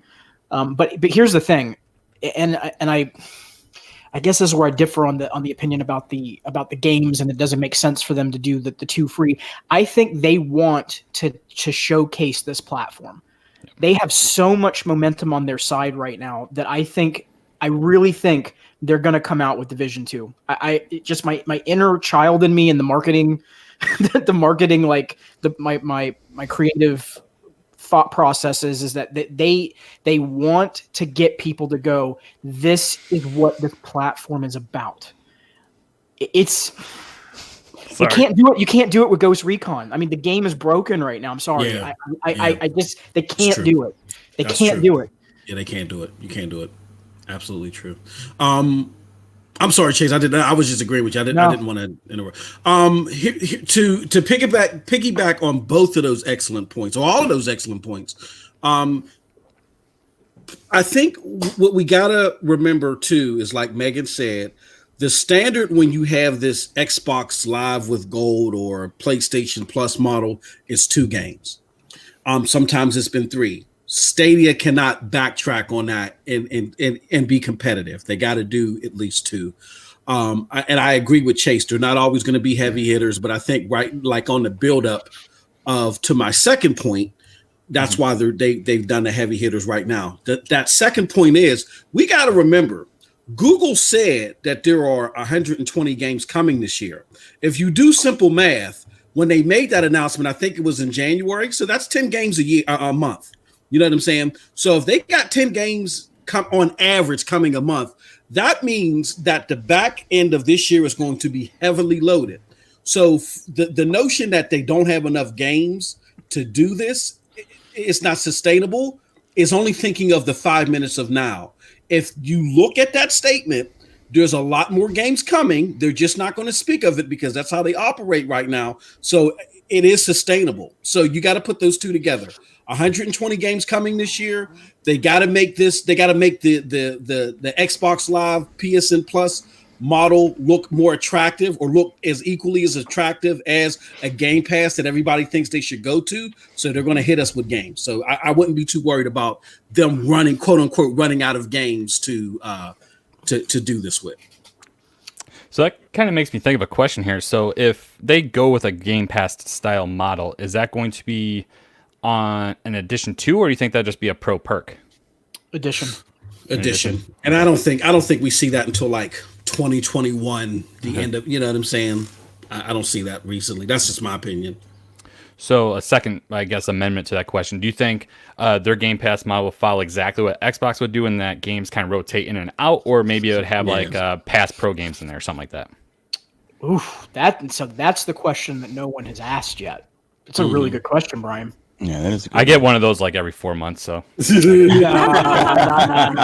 yourself more credit, bro. Give yourself more credit. That's a good question, because the thing is right now we don't have Stadia games and entertainment, and that's how Xbox is pulling off Game Pass. They're throwing their studio games on that model. So that's why. So again, that goes back to why I've just thought they're not going to do any type of their own Game Pass models. They don't have their own games yet. Right. Until that happens, it doesn't make sense for them to do something like that. And I think Ubisoft and Uplay Plus is going to be that placeholder. That's going to get people, like, it's going to give them an incentive to like be like, okay, you know, I play this amount of games per month, you know, so therefore maybe it makes sense for me to spend the $10 a month for that type of, in addition to Pro, right? So it's a good question, man. It's really good. I don't have like a really strong answer to it. I mean, it's a very kind of like speculative question to begin with, because like you really don't know. Yeah, absolutely. Yeah, I don't think when they cornered Phil Harrison with that question, because people like, they made this assumption themselves. Like, a lot of the misconceptions that we have is because I think of timing and people's just misunderstanding, and everybody assumed out the gate that Stadia was going to have a Game Pass model. So when they cornered and badgered Phil Harrison on that, he's like, no, we're going to do like Xbox Live and go, you know what I'm saying? I don't think they really contemplated that off the bat, and they don't have day and date material at this moment to supplement that, like Chase says. And I think their model was more or less what they advertised heavily, what they were smiling ear to ear on. We will implement other services on ours. Well, you know, Uplay Plus, EA Origin Access, if they allow. There is a synergy between them and PC gaming that makes sense for their model right now, and I think that's what they're trying to push to be the lore for gamers. Can I ask a question, Brian, to Meg, actually? Because I was thinking about this the other day. What do you really? So because you're how do I say this the right way? So because of your connection with the community and I know a lot of people that you play as far as like on Red Dead, and you play with Division, and a lot of these folks are playing, I would say, that more higher end average of like maybe the 10 games, maybe getting close to that, if they had that opportunity each month. Do you think a Game Pass model needs to come to Stadia? I think so. I think there's a lot of interest, and because I think it would be good, because a lot of people already think that's what Stadia is. So it would be nice if they offered something like that, because that would kind of meet people's expectations. But I'm not exactly sure if they're going to do that. My impression is that it's going to be like developers, that you're going to have to buy into like a developer's Game Pass. And I think for Stadia, I think it's just the Pro subscription that people are going to be getting. But I don't know about that. I mean, it almost feels like Pro is Game Pass already, because I think like 40% of the games are free for day one adopters. That's a good point. It's like an exceptionally long list of games. when someone said, "What's the best pro game?" I opened up my Stadia and I scrolled through, and I was like, "Oh my god!" Like I have so many pro games on here. Like I didn't know. I never even realized how many pro games I have. I kind of agree. It's like, and the longer you stay sub, the bigger that's going to be. So it almost like it is already. Like, what would they even add to a Game Pass library that we didn't already have? Also, my favorite pro game is Rise of the Tomb Raider. I just have to say that. Okay. See, the only reason I asked that is because the reason I think that pro gets the knock that it's been getting, and I don't agree with this, by the way. I'm just telling you what the perception is out there, is that there's not a catalog of games where when you pay, you get all of them. You have to acquire them each month, and if you're not subscribed for that month, then you lose out on those games. Mm-hmm. That's the rub. That's the problem. So that's why it's like they have to solve that problem, because there are gamers that want that type of model. I'm not saying, again, that I agree with it. I'm just saying that exists out there. They've got to cater to everybody. Yeah. Which is a catch-22, because everyone says, "Oh, you don't own your games on Stadia, but where's your Game Pass model?" Like, what? I know. Logic is thrown out the window at that point. We don't even entertain that argument, man. Exactly. No! Yeah. Yes. Yeah. Exactly. Yeah. All right, let's move on to the next topic of the day. Or this is actually kind of a big topic, but it was an expected announcement. Is that Gamescom is officially going digital, and we're going to go ahead and share this information, because I know Chase, you definitely were interested in talking about this. Do you have anything immediately off the bat before I read what they actually shared on Twitter? No, I mean, it's expected, and quite honestly, in my opinion, and I've actually said this before a couple times, I don't think E3 is the major conference anymore. I think it's Gamescom. Yeah, it's definitely not been for a while. And Gamescom has been the premier place to get announcements on things. We saw what Jeff Keighley did this last go around with it. I think this move by them, they're going to throw out all the stops. And I think they're announcing this early because they want people to know that, listen, you're going to be able to actually be part of the conversation. Which is, again, E3 has always been kind of that exclusive, hey, we're going to give you the conferences, but if you want the behind-the-scenes look, you have to be at the conference. Yeah. They're implying with some of this language that they're going to give kind of like a full access. You're going to get to see a lot of stuff you don't normally get to see. And I think this might be the year that E3 becomes just another afterthought. I don't know what to say, man. I really don't, because these folks over there, because this is in Germany, I always have to remember, this is a big deal for them to be doing this the way that they are.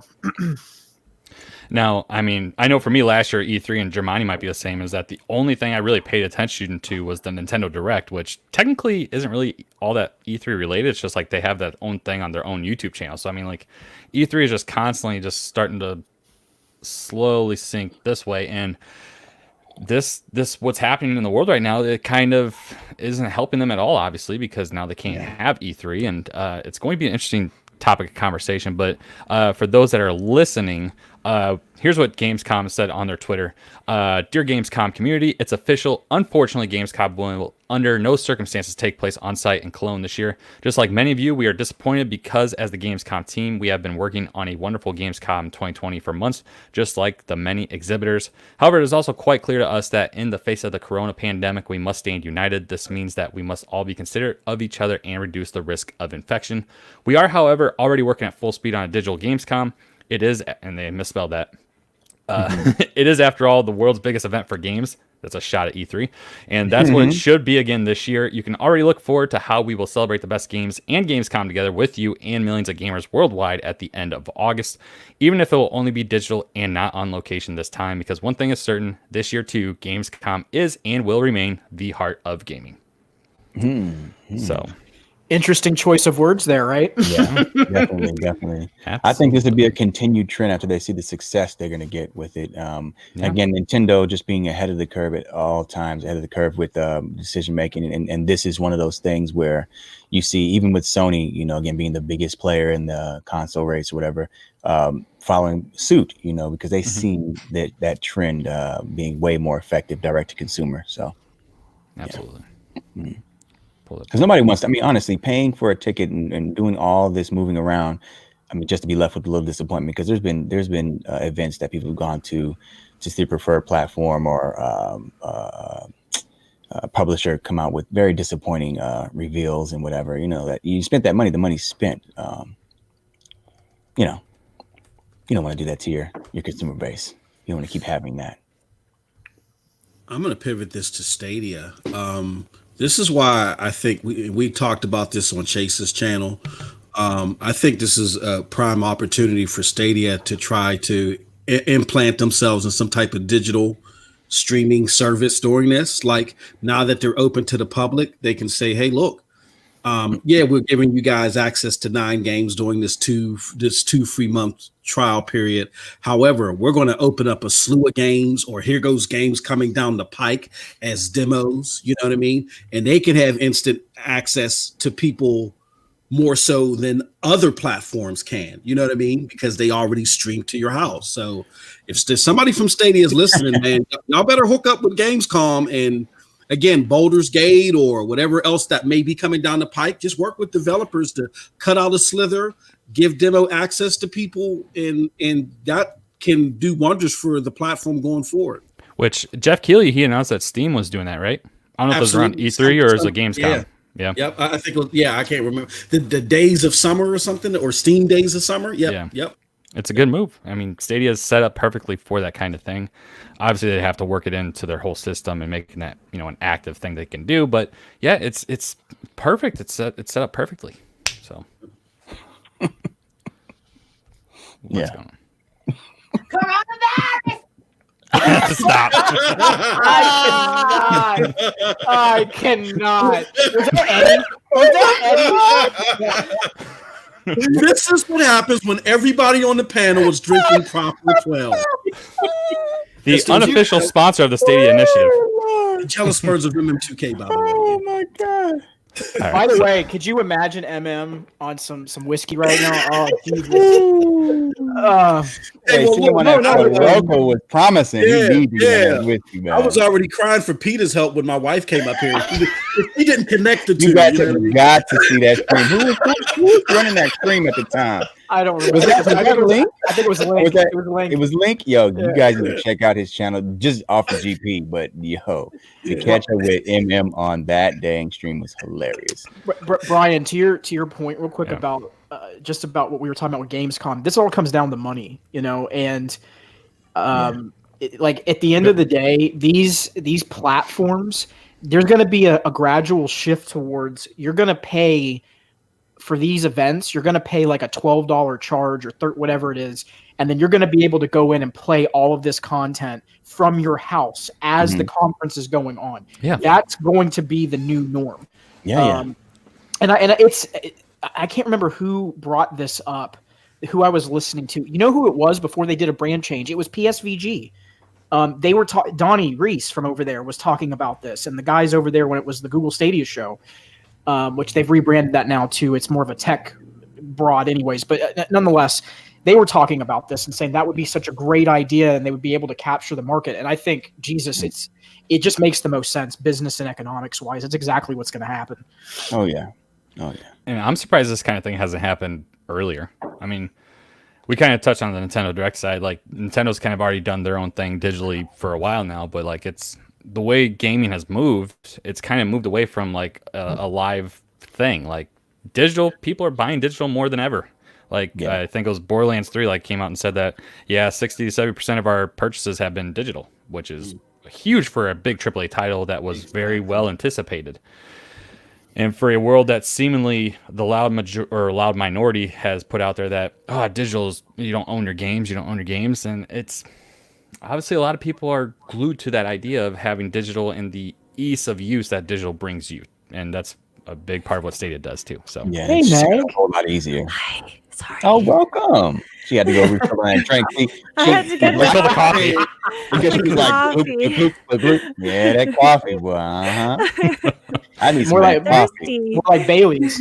all right, I'm gonna put the TGOS crew on blast here because Let's do it. we got to do it. The we mob is go. in the house. All right, Let's do it. So We earlier, the Ray mob. B. Ray asked if any TGOS is in here, and then my response. I don't know if any of you guys saw it.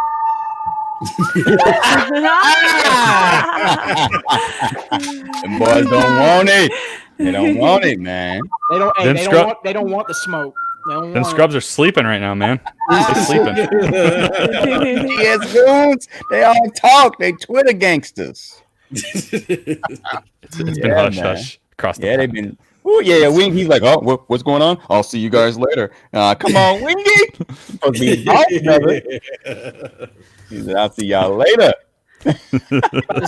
Reagan had to hold it up all along. Turn that. What was it? Was that Blart the mall cop? Turn that Segway around. Yeah, he turned that Segway around real quick, didn't he? Yeah, the whole thread. You talking about you don't know what's going on, but turned it around real quick. Jamal. All right. You got to that's good stuff. That's good stuff. Moving on, friendos. Crysis Remastered. It can't run on Stadia. I'm sorry. Which, by the way, people in the comments, powerful as a Switch. People in the comments over on the Crysis Twitter account saying, "Oh, like Crysis could run on Stadia. Come on," and they're being serious. But I'm like, really? Okay. Well, anyway, so Crysis is a game. If you're unfamiliar, came out during the Xbox 360 era, the 7th gen, I believe, was the generation number. Shout out to Wingy, no doubt. So, no doubt. At the time, it was kind of billed as the Halo killer, like the game that was going to take Halo down. Mm-hmm. And now it's finding its way to be remastered for the PC, Xbox One, PlayStation 4, and of all consoles. Oh my God, the dog's actually here. There he is. There. Good boy. I never got to see him. There he is. Pretty dog. We have a 7th member of the Stadia Initiative. Yeah. Right. So Crysis is coming to PC, Xbox One, PS4, and the Nintendo Switch of all consoles. Is this indicative of Stadia's future? Are we going to be looking at games like this not showing up for a lot of games, or is this just kind of an outlier? I think that's the big elephant, right? Publishers who publish everything in everywhere, but are not a fan of the whole Stadia mentality, let's say, by running exclusively on the cloud. That's the elephant on the room. Yeah. EA, they're not publishing this one, are they? I don't think they might be. I don't know. That's a good question though, but I just think it's a matter of timing, man. You know, these things go into production and budgets and all that stuff. Especially with Crytek, they've been having a lot of issues as far as finances are concerned. Mm-hmm. This is their big game again to look at being a tech demo for sale, essentially. Because that's what Crysis was initially. It was a major tech demo that people can play and pay for. But they didn't really have anything outside of that, that was really major. They didn't have a lot of games that did anything outside of that. So this is another opportunity for them, and they're doing it from the high end to the low end, because one of the big news, I think the biggest news announcement about Crysis Remastered is the fact that it's running ray tracing, of course, and it's not only doing that, but it's doing it on a platform like the Switch. So this is them really showing off their technical prowess, and it can't run on Stadia, right? Yeah. Sorry. So I think this has been in production for a while. That's what I think, but I could be wrong, of course. Yeah, on PC, on Xbox, this game was freezing or frying those consoles. Oh yeah, it would demand so much, and it's impressive that it's gonna run on the Switch. Yeah.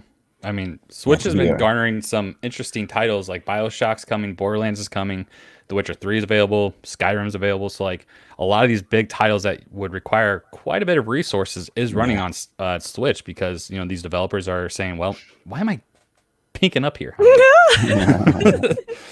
So, I mean, these big titles are coming to the Switch because there's obviously a market for that. Holy crap, that's really annoying me. I'm like Violet from freaking Willy Wonka over here.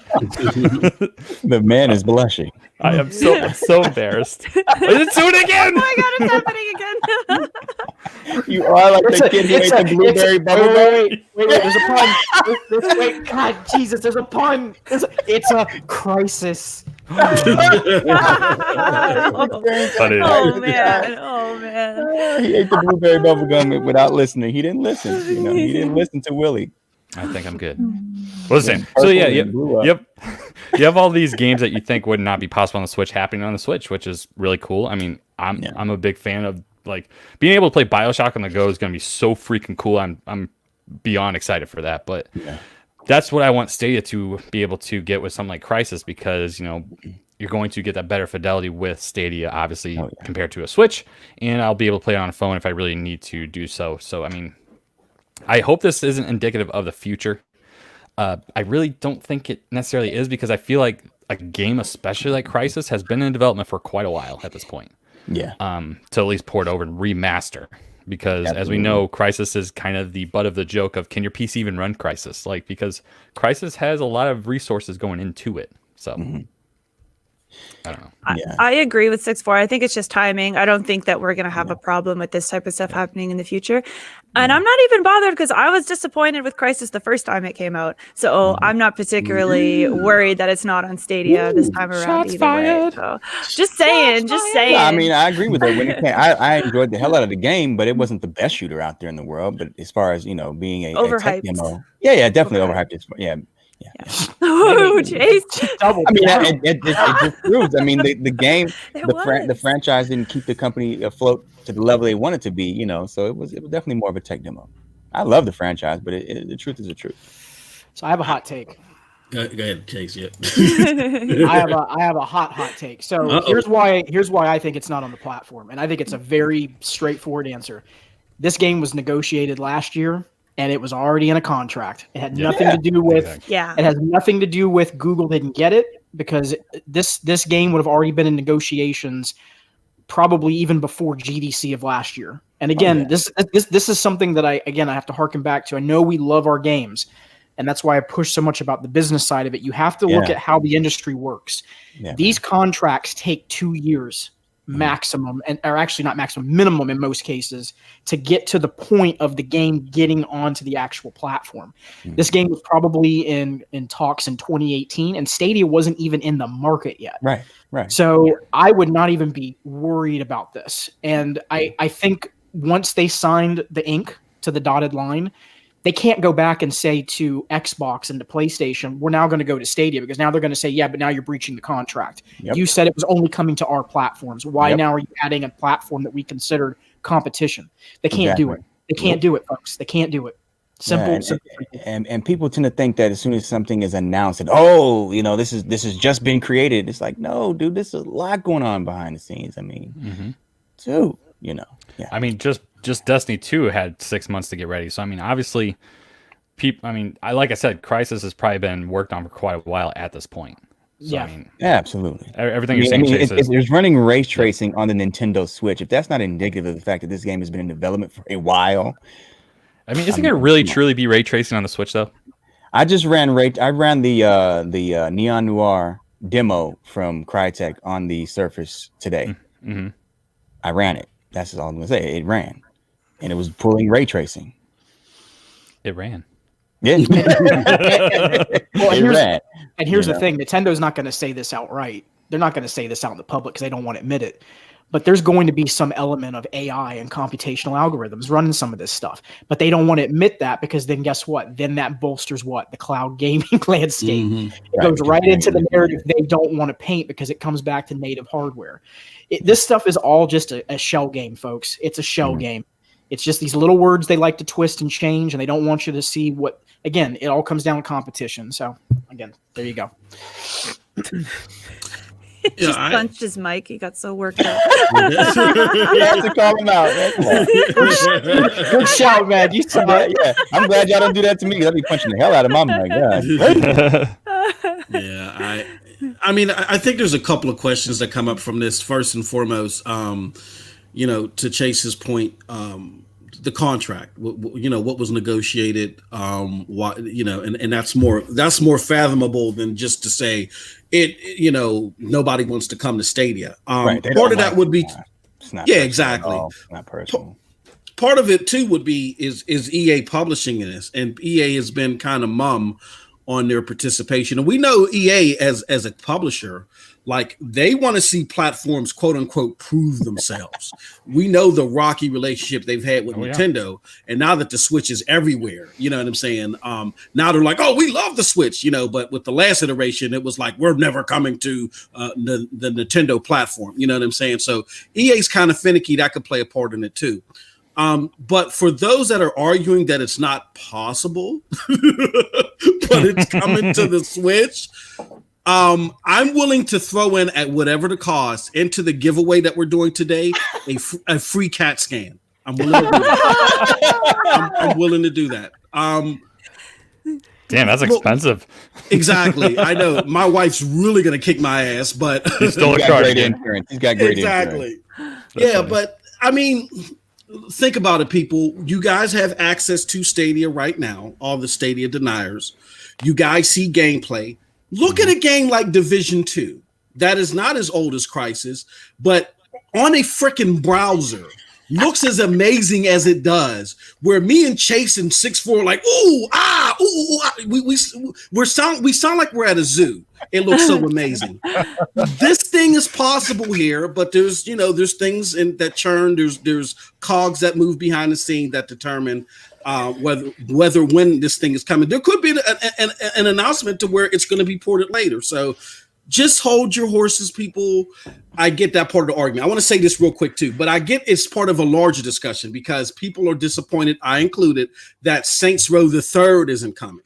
That right there could be more contract negotiations, and you got to think of it too. THQ is a smaller developer, and again, these developers got to look at and say, at this juncture, can we afford to put this on there unless we get a pretty hefty duffel bag thrown at us? And maybe Google didn't feel like that Saints Row the Third was worth it. Maybe their focus is elsewhere to get bigger and better games. So, I mean, again, there's a lot of things happening behind the scenes. We just got to take that into consideration. Good point. I mean, so let's pretend that Saints Row the Third is coming to Stadia. Would you guys be interested in buying that game? Oh hell yeah! Oh hell yeah! I just talked all that shit, but hell yeah! I love that game. I loved it. I love the Saints Row franchise up until 3. After 3, it got too wacky, but I love the first 3 games. Hulk Hogan's in one of those games, isn't he? Like he's a voice. Is he? I want to say. Yeah. In Saints Row. Yeah. Yeah, he is. It was like Hogan, and I think there's another one.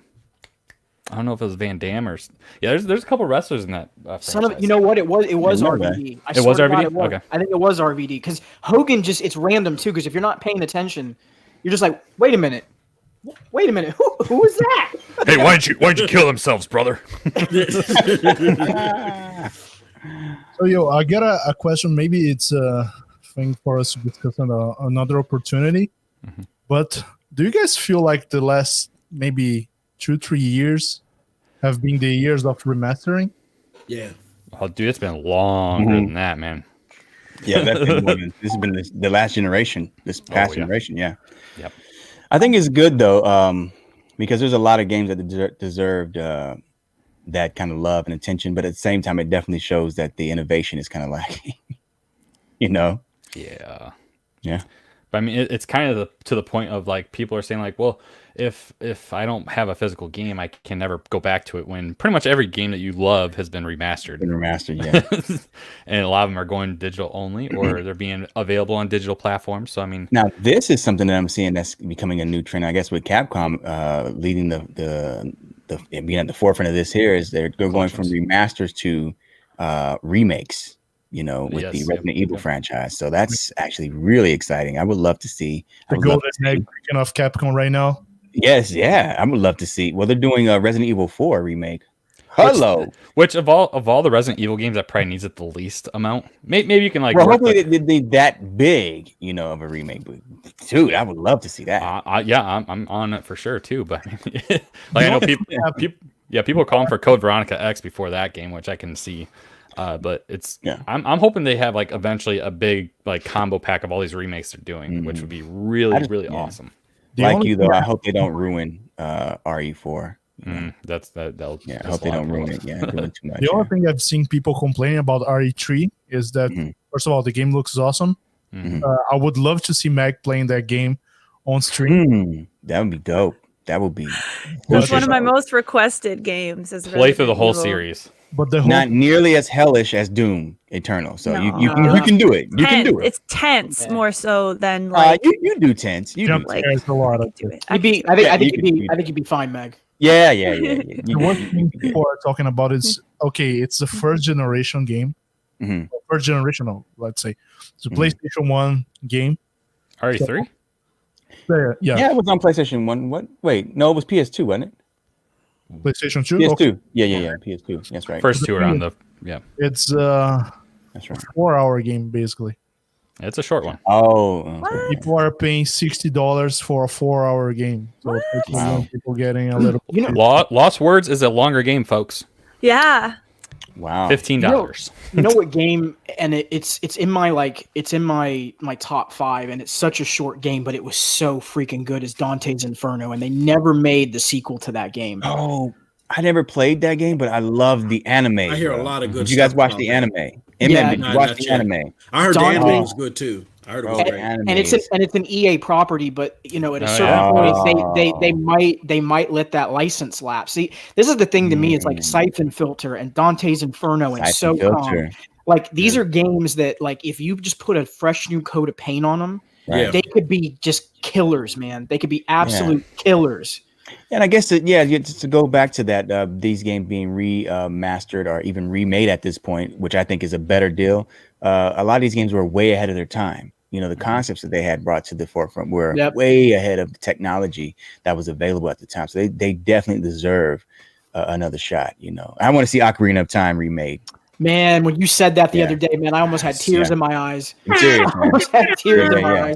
Like Breath of the Wild cured that for a while for me, because it blew my mind.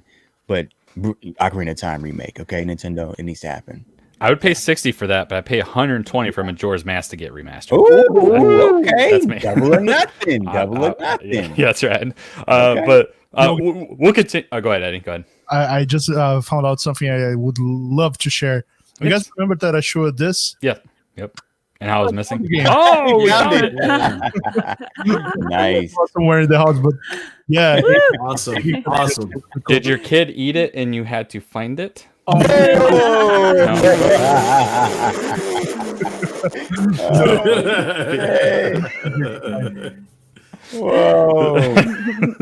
Okay. Never mind. Yeah, it was like If you are listening to this via audio platforms, podcast platforms, whatever the case may be, this is the end of the show. So we're going to get into our final thoughts here. And then for those that are here with us live or watching on demand on YouTube, you will still be with us as part of a VIP after show is what I'm calling it. So any final thoughts on the last couple weeks of Stadia? We kind of do this every 2 weeks now, or that's how our format is going to be, especially with the launch now, as we can obviously see that news kind of just trickles in instead of just flooding in. So any final thoughts that you guys have, whether it's something you want to share in terms of what content you're doing, if you guys are going live after this or going live tomorrow, live next week, whatever the case may be, this is your time to shine. So let everyone know what you're going to be doing. MM2K, we'll start with you. Oh, all right. Hey, I'm glad to be here. I am honored to be here. I think that everybody should be happy that me and Megan were the civilized ones on the panel again. No, let me stop. We don't know that. We don't know that. Jealousy, what? He's like, I want to be that so bad. And another one. And another one. Thank you everybody for joining. I had a very slow week because there's some things that COVID is affecting everything, and it affected our family, and so we had to scramble and do some things, and hopefully all the streaming will be back come Monday. Eddie. Yeah, Eddie's a nut. We're gonna be back up and running come Monday. So check me out on Stadia Dosage. Check me out with the Broadband Bullies, and check me out PNTS Network and doing all types of stuff all over the place. So that's all. Oh yeah, and we're doing a raid tomorrow, guys. Are we still doing it or? Yes. Okay. All right. Yes. All right, let's do it. We're doing a Division 2 raid, y'all. The mob, MOB, baby. Link. Guys, shout out to Yeah, Link. man. Just hit 100 subs. Congratulations. Yeah, man. Congratulations, that man. Woo, Link. Every day he hustling. Every day he Yeah. hustling. I'm telling you, that man gets it in. Yeah. Yeah. Chase, what can we look forward to you from your channel here in the near future? You just announced a slew of awesome guests coming up soon, didn't you? Yeah. So I'm going to be restarting my Stadia Spotlight series, which is I think we have an amazing community, and I just want to make sure that it's highlighted.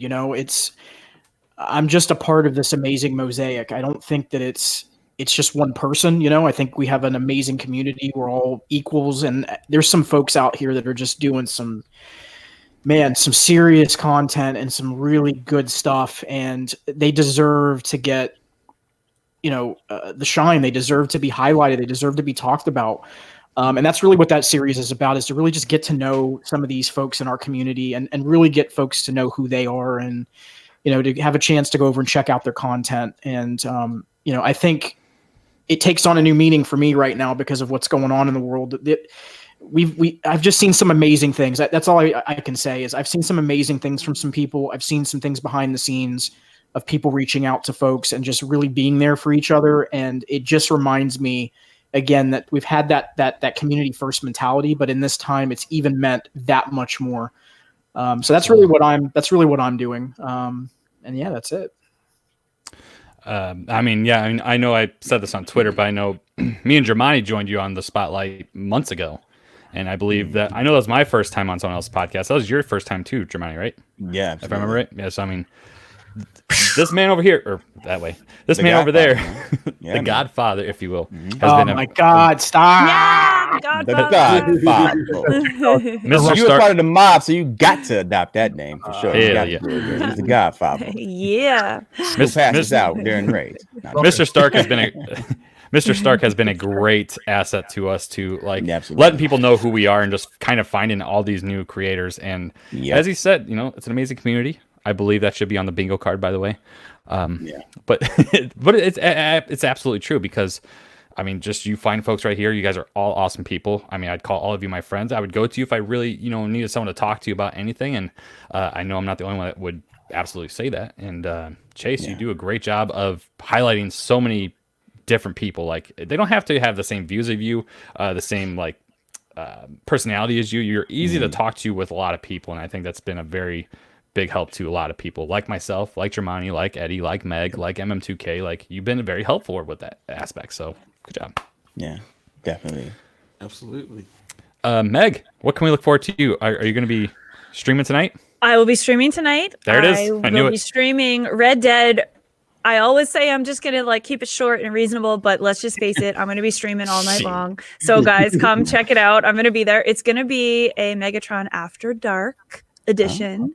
So she's gonna swear. It should be a good time. It should be a good time. So that's the first. I've talked about doing it after dark, but I'm gonna actually do it tonight. So it'll be fun. Really? We'll see. Maybe if things get really out of hand, but we'll see. I'm gonna have a little wine, and I'm gonna, it could be a little bit more adulty than usual. So it should be a good time. So that will be fun. Damn. So wait. I'm sorry. I have to know real quick. How far is the vocabulary allowed to go? Mm-hmm. I don't know. You guys, you're gonna have to tune in to find out, I guess. Smart, very, very smart. So that should be fun. So that'll be tonight, and I got my posse ready and waiting. We're gonna rip it up in the Wild West and cause some trouble. So that'll be fun. And then tomorrow / this weekend is gonna be Division. I'm in the mob, and we're gonna get raiding practice in. So I got to get myself back into the Division mindset. So it should be a good time. Look at it. So she's gonna say hell. We'll see how it goes. So if I hear, that's what's for me. I was gonna say, if we hear the word asshole, I'm gonna be like, that's it, I'm done. And soon, so to celebrate our milestones, Link and I are gonna co-stream a 24-hour stream. What? Yes, it is happening. I have been strengthening myself. I've been increasing my stamina for streams, going longer and longer. Wow. So at a date to be determined, sometime soon, though. We're going to do a 24-hour stream. Link and I, we're going to do it together. And we made a pact that we're going to do it, right, Link? And no one's backing out. Stamina for that. It was funny. So the other day, I went to bed around 10 p.m. and Meg was streaming. Okay, I work 12-hour shifts. So at the end of my 12-hour shift, about 6 p.m., I think she was still streaming. Is this a 24-hour stream? And she's like, no. I was like, wait, what? No, You've been going for like 18 hours. Yeah, it was really, really long. But That was fun. just so you guys know, in case you guys are planning long streams, after 12 hours, YouTube does not save your live stream. So there's a few videos on there that are 11 hours and 55 minutes. And those are like 13, 15, 16-hour streams I did. But it cuts off. So if you guys are planning a long stream, just remember after 12 hours, YouTube will not save it for you. Okay, so they'll let you stream it. I'm not but backing they out. won't save it though. Yeah. Okay. Yeah. I know that. Okay. Cool. No, Meg, that wasn't for you. That was for Link. He said he promised. No, don't back out, Link. Don't do it. He said, I promise. I know he takes offense that I doubt him, but I mean, shit. You go hard, man. Yeah. All right. So before we get to Eddie, one more announcement of sign up for the controller and the case giveaway. So the way this is going to work, it's in a pinned tweet, not a pinned tweet. It's in the pinned comment in the chat. It's also in the description of the video.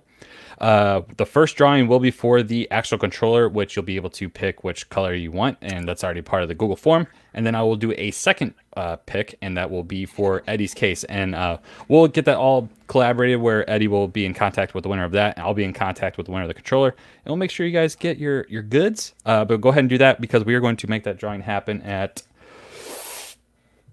We're going to say 9:10 Central Time or 10:10 Eastern Time. That's when the actual drawing will start. So we're going to wrap up in the meantime. But Eddie, what can we look forward to you next Saturday? I know we got Stadia Super Saturday. We kind of already touched on this. So if we got people just joining us, or do you have any other plans in the meantime with live streams and whatnot? So you can expect me doing some random live streamings on gaming live streamings. You can always catch me up on Twitter, Stadia Player 1, Twitter, and oops. Yeah, I know I dropped a comment, but I got rejected because I don't have. Oh, let me help you out. Let me help you out, buddy. His, I'm very particular about my mods in terms of I have no mods at all. So and Eddie, you just don't cut the mustard for Brian Mod. Yeah, we're not good enough to be mods. You don't make the cut, yo. We usually have a pretty civil stream, so I don't have to worry about having some backup here. But as soon as my go ahead. Sorry. Before getting after I finish the promo, guys, go get it. The case if you don't win. The link's gonna be on the description. It already is actually, so it's there. Wow. Okay, cool. The links is on the description below. You can get the case. All of those amazing creators already got it. Some are on the way. Some already have it. Mm-hmm. And I have kind of an emotional message, I guess, in the end. So what I'm about to say is just some of you have a chance to watch a video, some you didn't. And thanks community for being here. It's always been a pleasure hanging out with all of you guys. And cheers. Yay. Cheers, friendo. Jameson's not as good as proper 12. Whoa. Okay, so new announcement. We are looking for a sixth member of the Stadia Initiative. Mr. Stark has been booted. Hey, that's a fact. Jameson is trash, man. All right. They don't know about that Ginger and Jameson, man. They don't know. They don't appreciate it, Brian. Jameson put you under the table, baby. Listen. I knew that would push his buttons a little bit, so he's gonna come after me later. That's all right. I love Ginger. Hey, Ginger and Jameson. Civil War. It had me. He's gone. On the couch. Man, hammer. Eddie, you are now officially a mod, so you can run rampant on my channel with whatever you got. But thank you, Chad. Thanks, everyone. It's been a pleasure. Catch me up on Twitter. I'm mostly right now just trying to convert people over to try Stadia. Those ones who come say, "Bro, Stadia's dead, bro." Well, you got to send them over to the Pope. You know what I mean? Oh shoot! We got a name. You got to send them to the Pope. Hey, man, you gotta drop the line, son. I forgive you for your sins. Son, you have been forgiven for your sins. Nailed it. Hail Marys later, you know. Oh my god! Man. All right, Germani, what can we look forward to you next? Yeah, so I definitely plan on jumping onto some Division 2. You know, I hope you got the message because I want you to go ahead and ready up the promo.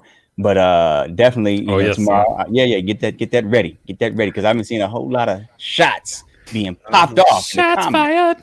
Yeah. But I definitely will be playing some Division 2 because we're getting ready for that raid. So we're grinding. And I don't know if anybody is going to be streaming, but definitely, I know my man Link is going to be on. He got to be streaming tonight. So if so, I'm pretty sure he will be. If you are, let him know in the comments.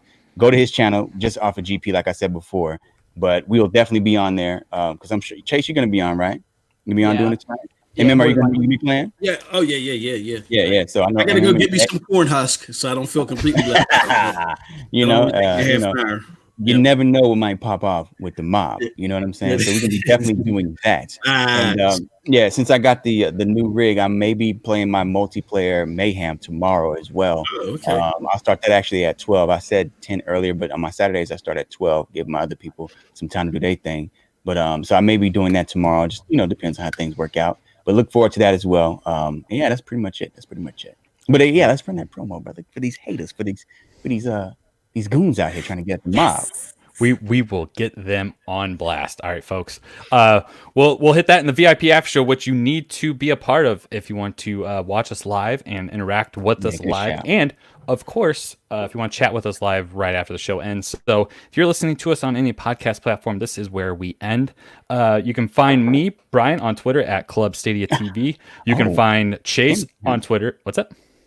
Yeah, he's I'm working. He's working. I just got called out. You can find Chase, also known as Stadia Talk, on Twitter at Phantom UFC Fan. You can find Germani, also known as 64, at Freeform64. He's cruising down the street in a 6'4". Is that right? That's right, baby. That's right. All right. Eddie can be found at Stadia Player 1, also on YouTube.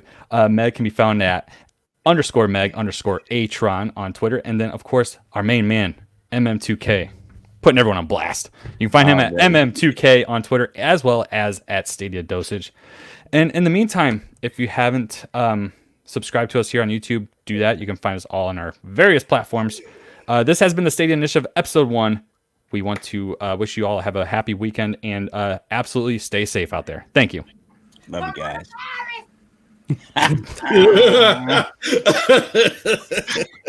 After Stay Safe, I gotta drop one of those. Oh Lord. End scene. Okay, we're good. All right. Welcome to the VIP after show, everybody. All right. So if you have not been familiar, there's a little clan war going on in Division 2. Yeah. Germani, would you like to set this up before we put your awesome promo up on the screen here? Man, look here, man. Look here. Damn. We got some fake ass clobs. I've been drinking too much. I might need to sit my ass down. I'm already sitting down. God damn. The emotions are raw. We got some fake ass clans out here popping shots at the mob. You know what I'm saying? They copying our style on the Twitter. We saying watch out for the mob, don't fuck with the mob. You know what I'm saying? We doing our thing, and then I see another clan out there talking about don't mess. They trying to be all polite with it. You know what I mean? Don't mess with the who. Yeah, you look at the last comment. You know who I'm talking about. So we called them out because they talking about some free smoke. So I say, hey, actually, before they even said that, I thought it would be a great idea. Honestly, let's bring you all the way down. Stadia Super Saturday is coming out. It's coming on the 25th. I thought it'd be a great idea for two clans, from great members in the community, Stadia community, to come together and do a great clan clash, a clan war. TGOS, they promote their own clan for Division 2, and then we have the trash mob, which is Link and Ashes and everybody here. You know what I'm saying? It's pretty much Stadia. They made the wrong choice of creating their own clan. That's cool. I thought it'd be a great idea.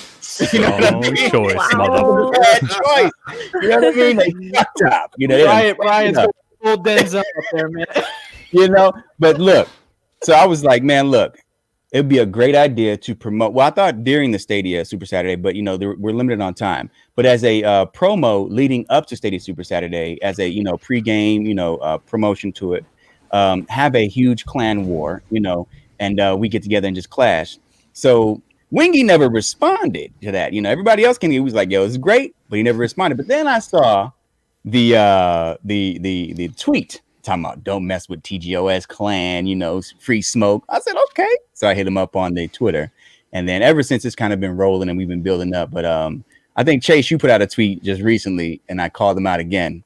And after that time, everybody's just been going in. We've been having a really good time, talking that shit. You know what I mean? But I put an end to with this here right here. Is the end to that shit. It's enough talking. You know what I'm saying? I've been popping your shot, and this is the end of that shit. So let's get to it. Yo. Right. No, yeah, let's get to it. All right, here we go. The mob. Turn that shit up. It's up. Turn my headphones up.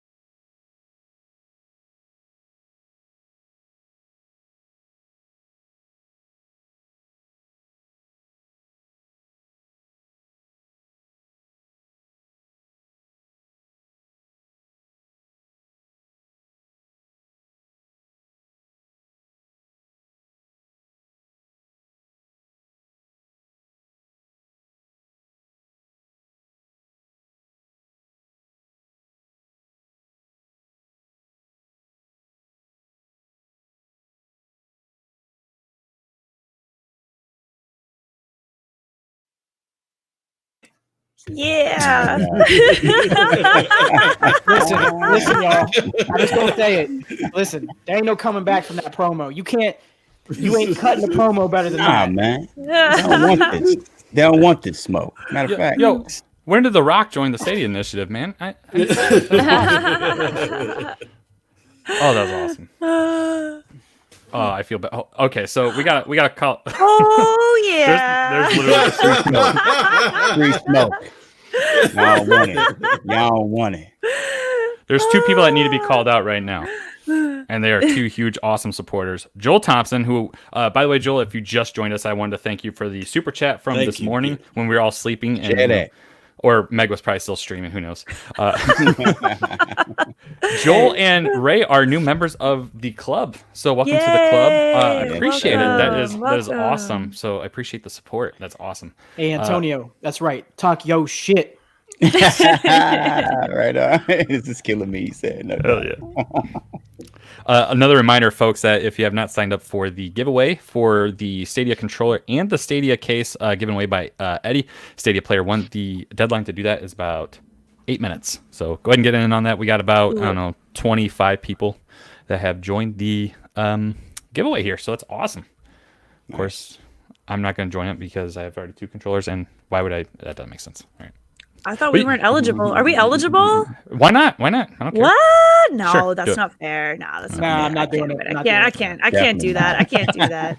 I would if I could, though. So how can only 25 people have entered? There's a bunch of you in there. You guys should all do it. Get it.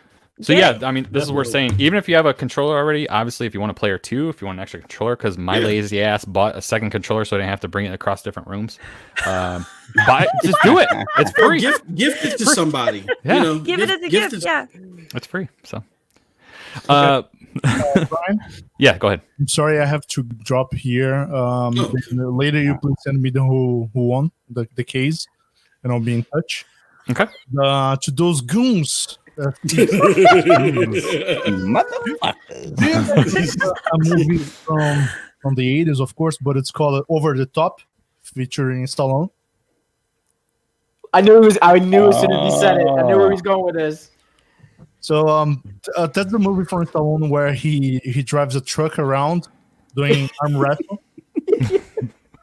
And sorry, it's a classic in Brazil, but there's a scene where he says, "When I turn my hat, so when 6'4" do like this, Yeah. be ready. Just say this. Be ready. Because I this got is you and this is us. You're not on our line. We're good. They ain't ready. Don't want it. All right, people. Don't want it. See ya. All right, Eddie. See you, Eddie. Peace, brother. Bye, Eddie. See you later. All right. So when we do the drawing and the case aspect of it, I will give Eddie your contact information so you can get ready to win that. If you already own the case, I mean, if you already own the case, you already bought it from Eddie, and you don't want to go ahead and redeem that, obviously, let me know, and I'll draw another one later. But anything you guys want to talk about, chat? You guys here in the crew over here, in case we missed anything, whether it was Stadia related or just the world, if you will. Well, I do. Oh, go ahead, MM. No, go ahead, go. I was just going to say real quick about the controller. For those that are newer that might be sticking around, we appreciate it. Thank you. Some of you might be saying, well, you know what? I only need one controller. But I will tell you this. Google makes updates to stuff, and it's so rapid, and it makes things so much better. When I play on my computer, I primarily use my Elite controller, my Xbox controller. But I plugged in my Stadia controller, and man, that thing is fantastic. It makes me wish I had a second controller. So if you don't want me creating a sock account and winning this damn thing, you better get your ass in there and sign up for this controller, because trust me, it does have some use. I'm sorry, Chase, go ahead. No, well, first of all, RKO out of nowhere ain't freaking happening, because I saw 640 was coming in to block that ish. Diamond Cutter's better. Hey. That's right. Yeah. Hey, yeah, Really want to again. hey, it's me. It's DDP. Yeah. Hey, that's why I don't know if you saw my tweet with my top wrestlers. That's why I didn't give it to Stone Cold. I love Stone Cold. He a beast, but DDP, too, man. Isn't that right? Isn't that the click? That's the click symbol, right? That's the old school. Yeah, I think that's it. Yeah. I was trying to remember Kevin Nash and homeboy. Hard, man. Scott Hall. Damn, Yeah, Scott Hall. Chico, I forgot his name. Razor Ramon. Razor Ramon. So anyways, I just wanted to say to Joel Thompson and to Ray, like, that is awesome that they are supporting Brian's channel. Thank you. So Absolutely. so awesome stuff. You guys are my first 2 members, so welcome to the club. That's Awesome. That's So awesome. something cool, by the way, if you aren't familiar with that whole aspect of it, when I do new videos, you will get that video before I go live. Typically, I release at 7 a.m. When I do a new video, you'll get it as soon as it's done processing. So that's a pretty cool little feature. Nice. So we'll make a members only upload too for that. But that was awesome. I still can't believe the kind of support we get from this every couple of weeks. Like, it's just, man. it's utterly ridiculous. I think it's because it's such a diverse panel. Like, and this is one of the things why when you asked, this is kind of a behind the scenes to pull the curtain back, because you reached out to everybody. The people that you asked, I was just like when you said Meg and you said MM and you said Germani and you said Eddie, like, I was like, they all have such different personalities, such different perspectives on things, and like, I know I keep because Meg, I love what you do, and I love how you like the channel, the way you stream, your positivity. It's infectious. Like, it really is. And like, with someone like Meg, who is playing games all the time, you can't take away that type of that viewpoint, because she's constantly communicating with people that are playing the games versus someone that's taking a not a practical approach, but a theoretical conversation about how things can be. You can't take that kind of stuff away. So I think that's why this panel is so good, is there's just so many different perspectives, and it creates this amazing, I'm not going to say mosaic, so you can't use the bingo, cornucopia. Cornucopia over here. I said a gumbo. I just kept it good. I was like, this creates a great gumbo. You know what I mean? Gumbo. Yeah. No, I mean, that's exactly why I wanted all of you guys here specifically, because you all have these different ways of presenting your content, and I think that was so necessary in how, just what this could be like, because we all have these kind of different views, different ways we present everything, and that's what I like. And on top of that, obviously, I love these big style podcasts, because I don't know, there's just so many different. I don't know, more is better to me in this aspect. I don't know if I'm alone in that, but No. and of course, you guys are. I'm just going to straight up say this: my 5 favorite people that I interact with. So that's obviously the first 5 people I want a part of this. So absolutely. Well, you had to throw Eddie in there, right? He's the 6th. That's why I said you 5. You 5. I'm not talking about me. That's the weird. I'm like way down. Brian, that was intentional. I wanted to see if you were going to be slick. No. Absolutely not. I'm not that kind of person. That's terrible. No, I didn't mean it like that. I just wanted to see if you were counting. That's all. All right, last He's 2 minutes. drunk, guys. He's drunk. I am not yet. Not you. Well, Okay, he's definitely drunk too. Okay. Well, he's he's red in the face. I'm only red because my lighting. I swear. No, I know. I'm just teasing. Yeah. She says that. All right, we got 2 minutes left on the drawing here. So get your entries in now. I think we're pretty close to 30 people now. So it's a free controller, people. Damn. Come on. I am. Holy crap! I am pink again. Jesus. Yeah, that's why I said that. I thought you were just joking around with just I was like, general. you're literally pink. Yeah. You know how they have all the side effects like on medicine where they're like, could cause this. It's like for proper 12, could turn you pink. Sorry, Connor. I'm not trying to, whatever. I wonder if it's, I don't know, my red mug or the red light literally on the Yeti just kind of like, no, it's not that. I think it's the white. I think because your mic is white, it's messing up the white balance. Yep. Yeah, Right. See, there it goes. Yeah. There it goes. Ah! It probably focuses on that. Meg, don't say it. Next week time, guys, we'll make it into a drinking game. So everybody has to drink every time Brian turns pink. I'm in. I'm so in. Yeah, we can do that. I like This that just idea. in, 5 You YouTubers just see a bunch died. of glasses go underneath like a Justin McCam. Yeah. That'd be great. I love it. Now do it. Ah. There we go. Okay. Awesome. Okay, I think that is time for the. Damn it! Stop doing that. Oh my God. MM, you might have to make like our brother MF Doom and wear a mask or something, brother. 'cause Hey, you gotta yeah, see you your know, face, yeah, you know what what? I I'm might have saying? to do that. Yeah, you might have to do the MF Doom move. You know what I mean? That'd be kind of live, though. Exactly. Yeah. You know, I 'cause you love me gotta- some MF Doom, man. Yeah, you know that brother go hard, so you know, Yeah. represent, man. You got to put some kind of likeness on there, brother, because your personality is that his personality is definitely slept on too, man. Because this man, he is totally infectious too. I mean, he brings you into the deep energy. You know what I'm saying? The straight passionate, hardcore gamer passion. That's and Wingy actually said that. Shout out to my man Wingy. I love TGOS, by the way. Real shit, no bullshit. You know, don't anybody who's watching it thinks that it's like some real kind of like split drama. It's not. It's all fun and games. It is for me. No. Yeah. You know, but Wingy had mentioned that in one of his podcasts. I think it was a podcast or a show that he did, but he was saying that you bring, the crumb side, and that's no disrespect to the crumb side because there's definitely a need for that. I kind of look at it like shoutcasting for sports. You know what I mean? Where you get really energized. You know what I'm saying? Yeah. But So like the Skip Baylesses of the world. Yeah, and you have a way of presenting it in a way that it takes to another level. You know what I'm saying? Yeah. You take it to a whole nother level to where that same energy is brought, but it's brought with focus and direction. You know what I'm saying?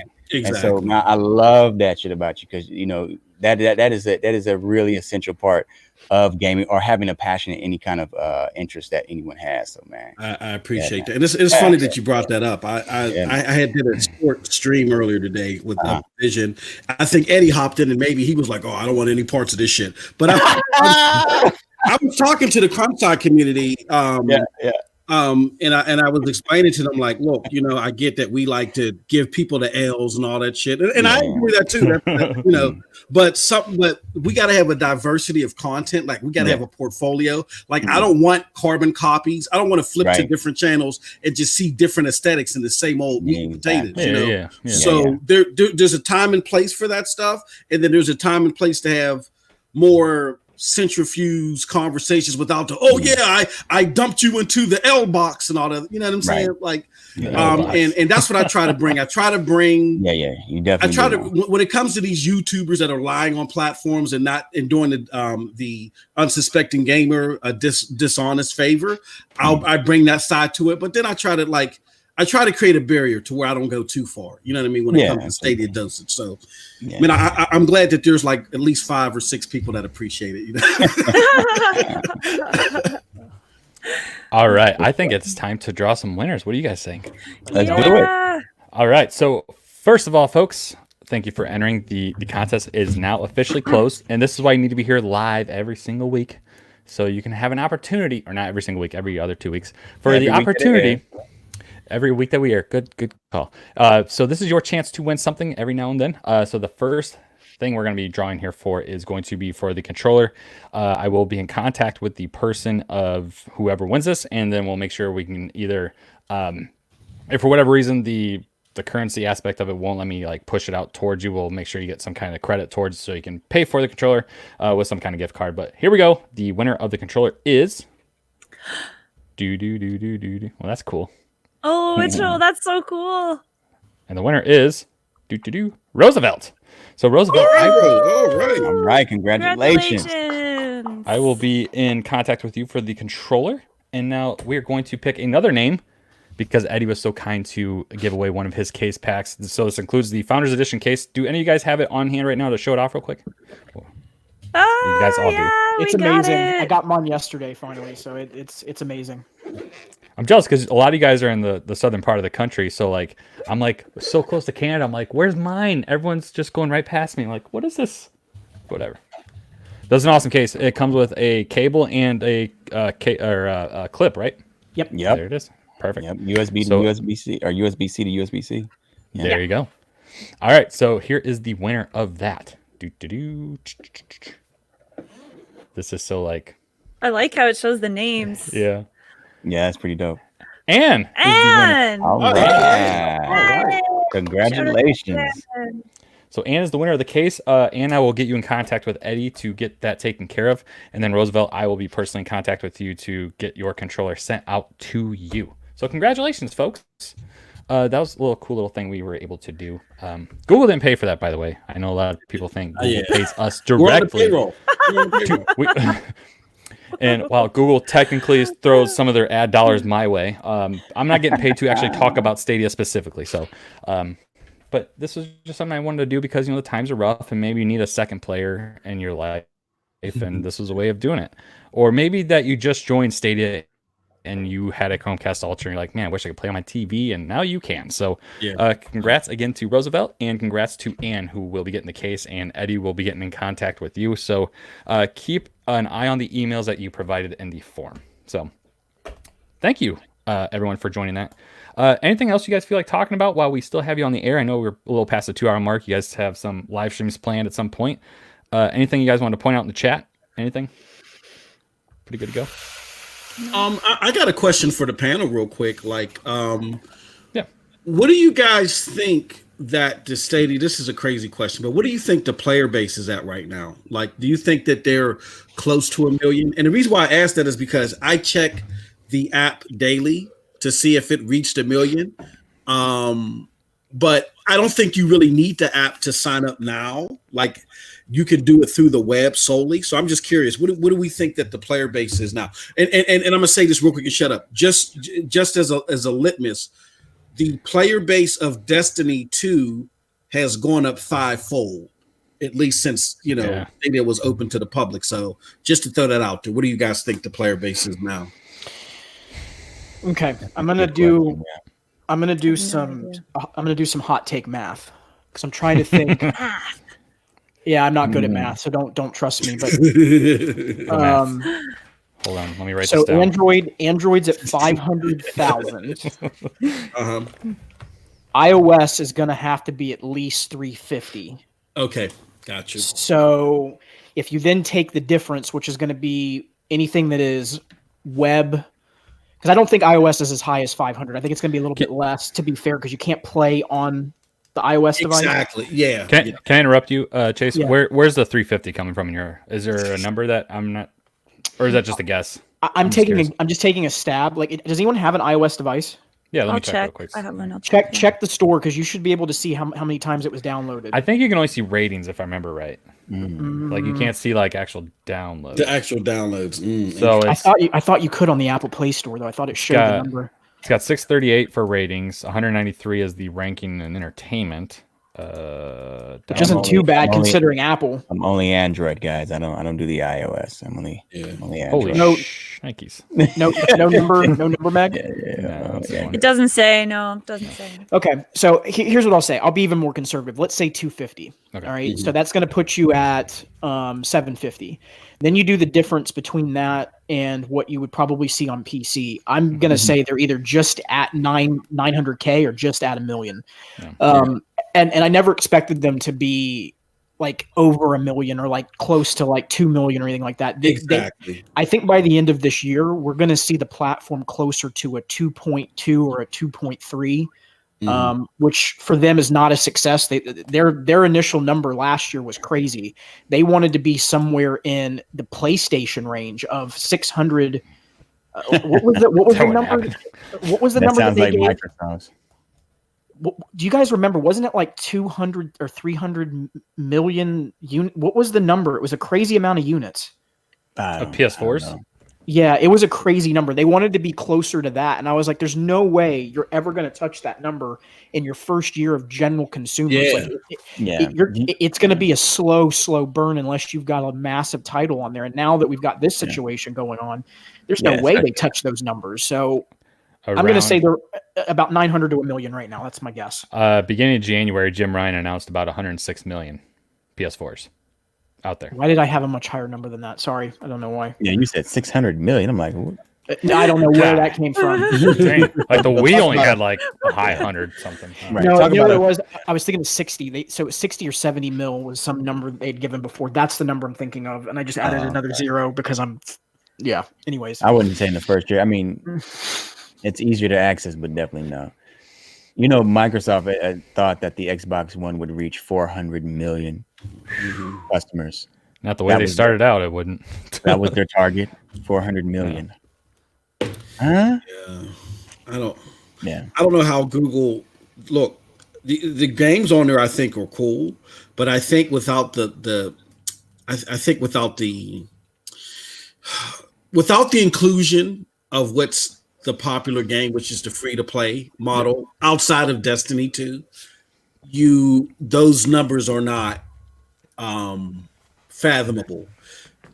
Let's look at Xbox, for instance. Xbox, we know the moniker. Xbox has no games, but Xbox is still able to keep relatively close to PlayStation in money made. Like I think last year it was Sony made 16 billion, Microsoft made 10 billion in games because solely off of free-to-play games, solely off of Fortnite, solely off of Apex, so unless you have something like that in your repertoire, you're not going to, because that's the number one consumer bringer right now. You're not going to make it unless maybe you just riddle your platform with a whole bunch of Candy Crushes. I don't know how you, you know what I mean? So, holy crap! Something just hit me, literally in this conversation of what Brian. Hold on, let me let you guys finish, and I'll throw it in. I don't want to take anybody's oxygen away. No, I was done. I just take my breath away. Big ups to Ray Sherrod. For those of y'all that don't, this is all tongue in cheek. Where we love TGOS podcast. We just want to kick your ass in Division 2. That's all we want to do. That's it. It's all about them bragging rights. Yeah, it's all about that's all we want to do. Saturday promotion and a swift ass kicking. That's all we want to do. Yeah. No, something just hit me though. So. MM's gonna love this because it's probably gonna turn into a talking point for him. So Phil Spencer, okay. Funny enough, right? We remember the comment he made about Amazon and Google. Mm-hmm. Yep. Yeah. Something's telling me after we just talked about these numbers, they already got an inside track about where Google's projection is, and. Here's why I'm saying this and why it just hit me why I'm saying it's kind of like a aha moment. I'm wondering if Microsoft is realizing now then at the time that Phil Spencer made this comment that with the COVID situation in China, thinking ahead was like, oh snap. It's making me rethink something that maybe the thought process wasn't, hey, we're going to be cloud. It was, oh crap. this is about to hit, and now we've got to make a quick change because we're going to get hit in our pocketbooks. I am. Yeah. Man, it just made me really just basically just think through that comment. I don't think you know what? And MM, you said this to me. You were like, look, Phil Spencer wears his heart on his sleeve. I see what you're saying. But the man is always SpongeBob, Skip, whenever there's something else that's behind the scenes. Yeah. And what just hit me now is, Jesus, we weren't thinking about COVID in that type of mindset then. Right. That man saw what was about to happen with this. Yeah. And these numbers, while they're not scary on the front face of it, they cannot be happy that they're jumping to 1 million in under a 3-month launch. Like that's not something they're going to be thrilled about. Like Microsoft's going to be like, holy, like that's not okay. Yeah. That's why he said what he said, man. That's exactly why he said it. That's why he shifted his mentality on it.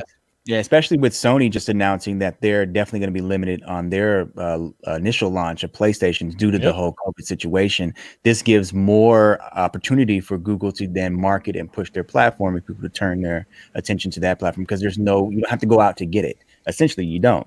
Just download it on your computer, you're good to go. So this can definitely increase their numbers, and they can definitely lose a lot of money with these platforms looking to be $500+ day one launch hardware. It's crazy. Which if you ask me, them launching at that high of a price is a good thing for Google. They're like, absolutely, do it, do it. Because guess what? When Cyberpunk comes out, guess where you can play that for just $60. Over on Google Stadia. That has to be the mantra. This is the best place to play Cyberpunk. Why? Because you get it at 60 frames. You get it at a mobility like you would the Switch pretty much, but you don't have to go broke in order to get it with great fidelity. They have to push that. They got to push that. And I'm thinking that the people at Google realize they got to push that. Which the Switch isn't getting, by the way. Right. Nintendo's not getting Cyberpunk. Yeah. It shows that we have the advantage that Nintendo has with the Switch, but we also bring what the PlayStation can bring with their advantage as well. Yeah, we get them at all angles, basically. Yeah, absolutely. And again, this goes back to I'm just thinking through all this right now in real time. That billboard, if it goes up, that Google, I'm telling you all, they're going to do this. I could just see it. It's just going to say Stadia, and it's going to have 0 with the $sign, and then it's going to show our competitor, and it's going to say 600. That's all the billboard needs to say. It doesn't need to say anything else. Phil Spencer is probably, no pun intended, folks, he's probably shitting his britches, because he knows, man. He knows what that means to their bottom line. And again, I wasn't thinking about it this way in the last couple of months because it wasn't at the forefront. This is why this man is shitting his britches. It has nothing to do with him thinking about the cloud. He just shit his britches. He was, and to credit this, I'm going to be very honest. Phil is a smart guy. He was thinking 5 steps ahead on a chess piece board of, oh snap, if this virus upends the market and it appears that it's going to, we are going to be in some serious shit. Yeah. And we're going to have to make a serious move and change our entire thinking. Exactly. And my goodness, does that change how we think about this? And that comment that he made at that time in that article, it changed. It's a much different thought. I'm serious, y'all. It's a much different thought process than we need to now tackle the cloud. That's not where he was coming from. And now it makes more sense. It just hit me like a ton of bricks right now. And he made that comment almost 2.5 months ago. It's been a while. He knew, but because there was already that conversation. And again, if you go back around that time, the World Health Organization was talking about this potentially becoming a pandemic. They were worried about the upending of the markets. He wasn't putting his pulse on cloud. He was putting his pulse on economics, money, simple of what is going to happen to my business if we can't sell physical units. That's all that was. It's crazy, man. It's crazy. And think about it this way too. While they're thinking about that all in the back of their mind, if Google hits 1 million off of this limited lineup, he's also doing the calculations. What if their lineup is bigger? And what if instead of investing in hardware and having to make calls to warehouses in China and making those big time $1 billion investments there, they're just putting those billions of dollars in duffel bags and they're buying games. What if they do that? We're up Schitt's Creek, and his trousers are all shitty. If that's the case. So, we got to think about this from 5,000 feet, guys. This is some serious ramifications. If that was his train of thought. I'm sorry, because Meg, I saw you were going to say something. Did you want to say something to that? Because I'm sorry I jumped in there, but it just, like I said, it just hit me that, damn it, that's what he was thinking. Like, he wasn't thinking about it the way that we thought about it initially. He was thinking about it from a different lens. I'm still on the fence about that. I think cloud gaming being the future has been coming for a while, but it may have played into it. But he just made such a, like, knows what I'm talking about. He made such a quick shift in just 3 weeks. He had talked about the major competitors. That's it. Three weeks earlier, he said we are considering the cloud, but we're going to take a very gradual approach. And then he comes out full force. How are we just going to sit back and have the same train of thought when Amazon and Google are trying to reach 1 billion people? Why the hell would you make that type of a change in just 3 weeks? Right. Just prior to that, he said that cloud gaming is only good for when you're away from your console. Exactly. So it's 10 years out at that. Exactly. I remember, because I love kicking Phil's ribs in every week with a video. And I had made several videos that week about that, debunking a lot of the stuff that people said, see, they want to reach the 2 billion gamers. They always been like that. And I said, no. Just 3 weeks ago, he said cloud gaming was only good when you're away from your console. He made a full pivot, and there's a reason why he made the full pivot. So, no, Chase is on to something. Whoa. Yeah, I'm up Antonio's latest tweet. I want him to send me that article. Yeah. Woo! Yeah, please. Woo! But he says NASDAQ. The limousine ride. Yeah. That NASDAQ says Google's currently developing 450 games for Stadia. First of all, Google's not. There's no way they're developing that many, but let's say holy shit. I mean, you're trying to say they got those in the works essentially. Yeah. And that is interesting, because that means, again, God, I love this stuff. This is my shit. This means that, again, this goes back to these companies having insiders. And what do? They chatter to the stock market. They chatter to these company insiders to move their stocks. These guys, they are shitting their britches.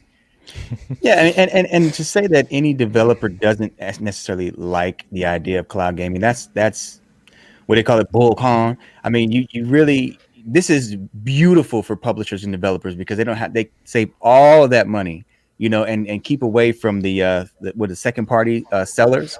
They retain all their profit, and each game that sells is going to sell one time. You know what I mean? And it goes into their pocket. So they would love the idea of having something at least completely digital. So this is a great platform. The more it grows, the more they salivate, if you ask me. And I just wanted to emphasize what Meg said before. What you said, Meg, I agree with 100% that no matter what, I think they were going to shift towards the cloud. I just think the timing of it, that's what I was hyper focused on, is how quick he made that shift. Like, it now just like all of it just starts to make more sense. What was that, a couple of weeks he said that, and then he turned literally two or 3 weeks, because me and talked about this off the air. We literally pulled the article up where he had that same, literally verbatim, the same question and conversation with another outlet. And then all these things start trickling out from WHO, from everybody else talking about the potential of the pandemic. And then he starts talking in a different direction. And I think he was trying to look at the board and go, what happens if we can't move physical units? Who then gets the step up? And it's Amazon and Google. They're the two positioned to move a little bit better. Here's the article. Yeah, it's in Discord, Yeah, pull it up. All right, so let's see here. Division announced that it's online game service. Let's find the 450 part. Control F. I was just about to say I don't need to. What's Control F? No, I'm just kidding. What the? Get out of here, cookies. All right, we're good. Where'd it go? I'm dumb. There it is. All right. So Google is developing 450 games currently, which will be released on Stadia this year and beyond. Oh, I was about to say this year alone. What the hell? What? And beyond. We believe the company is well poised to rapidly penetrate the growing video streaming market on the back. Wow. This is NASDAQ, y'all. Yeah. Again, you gotta look at this. This is my shit. I'm getting excited. This is 100,000 feet. This is the business lens, isn't it? Yeah. This is 100,000 feet view forecasting out what they see the next 2 to 3 years to be. Yeah. Damn it, man. I'm sorry. I may have to just That's excited. Yeah, that's real shit. That is a massive talking point. Like, this is something I have to talk about tomorrow. This is a big deal. Yeah, this is a huge deal for NASDAQ. Again, all these company insiders, like, they have to have seen something, man. Like, there must have been something that came out from a meeting, or someone has been in like works with Google behind the scenes of like getting some of these partnerships lined up. And they must have like said, hey, here's the number. And they went, I almost dropped it. They must have do it. Hey, it's the VIP after show. That go ahead. They must have went, fuck. Like, did you see this number? And then they went back to this again to Wall Street saying, hey, guys, so you remember how everyone's been kind of dogging Google and this game platform? Well, they're talking about dropping 450 games in the next 2 or 3 years. And everyone went, shit, really? So again, it changes everything. This is why it bolsters everything that everyone's been saying behind the scenes of when you start seeing these companies make moves that are reactionary, it's because they know things in the market, folks. Google has people at their company that they look at these things. Microsoft has people that buy products, that break the products down, that look at how things work to find ways to enhance it or make it better. Amazon's the king at that. That's why they have Amazon Basics. They take existing hardware like the Yeti right here. They make their own version of a Yeti that's cheaper. They do these kinds of things. This is how we get our games. I know it's like it's getting into the weeds, but it helps us understand how we're getting to where we're getting to. Again, I'm geeking out, man, because this kind of stuff is my wheelhouse, man. I love this shit. I love it. Yeah. That's a big news drop. Yeah, and that's why I say, Brian, Sony made that move as a reaction to what Google is doing, because that was just a what do you call that? A preset, I guess, to the next several moves that are coming down the line that they're aware of. They can't just let that slide and not, it's crazy, man. I'm excited. So this article was put on the 13th. Wow, it's been a couple days. Damn it, how did I miss that, man? That is crazy. I think everybody did. You know what it is because the success of, I mean, it's not pouring it to tens and tens of millions of homes, but the success of the Stadia launch to the public, it has shut up a lot of naysayers. So they're still trying to pull their feet out of their mouth. They still got a couple of toes stuck on some molars. So that's why this news is like has overseen us, because people are not grasping at the positive news towards Stadia. They're just being quiet about it. Holy shit, man. I'm sorry. I'm trying to process this, man. It's crazy. Yep. Yeah, they're definitely not looking at pulling away from this anytime soon. In fact, they're going. Oh, hell no. Hell no with that. No. Yeah, this is showing that they're bulldozing through, man. They're ready to make it rock. See, Meg's already nodding over there. She's like, I'm going to convert 10 more people tonight. It's happening. I'm converting everybody who comes into my stream. So I have to ask, do you get a lot of like not Stadia people join in? Because I know like literally like 6 days ago, you're at 500. Now you're like 20? She's killing it, man. It's like, what the hell? Yeah, where did that come from? We blasted off. Awesome. I do. I don't know why. I don't know if it's Red Dead. I think Stadia Base coming out was a big factor, because I went from 500 to 600 like before I could even tweet out my 500 tweet. Like, it was crazy. But yeah, a lot of people, and I think Yeet in this chat even, he was like, I didn't even know what Stadia was, so I saw Meg stream. Right. So like somehow I'm reaching non-Stadia people, and I have a command in my chatbot to like spam that Stadia free information. So I send them all to the website, and then you don't hear from them for like 20 minutes while they go set it up and play a game. And then they come back and they're like, oh my God, it works. Or they come back and they're like, oh, it's choppy. And I'm like, are you using Wi-Fi? And they're like, yeah. I'm like, we'll go plug in and then come back and then tell me how it's going. So it's great. So yeah, there's definitely like, depending on the games. Yeah. People are like, what is this? What's Stadia? And then I noticed that too, when Division came out, PC players were like, I came here just to see what Stadia is, because like I got this notification that I'm playing with Stadia people now. So I YouTubed Stadia Division 2 and I found you. And so then I'm like, oh, well, let me tell you what Stadia is. And then they're like, what? So yeah, definitely, as Stadia like makes these changes and releases new things, people are like, what is this word? What does this mean? So are you interacting with people that actually have never heard of Stadia, or wow, all the time? People all the time are like, just last stream, someone was like, "Wow, this game looks good on PC. I got to get playing this on PC." And I was like, "Let me tell you, this is not PC. This is Stadia." And so, someone's like, "Can I download Stadia to my Xbox?" Like, there's a lot of confusion. A lot of people don't know at all, have never even heard of it. And I'm like, what is Google doing that people don't know what Stadia is? So yeah, I'm like, Megabot is awesome in her stream. Yeah, Megabot, shout out to Megabot. Megabot does a lot of legwork in my stream.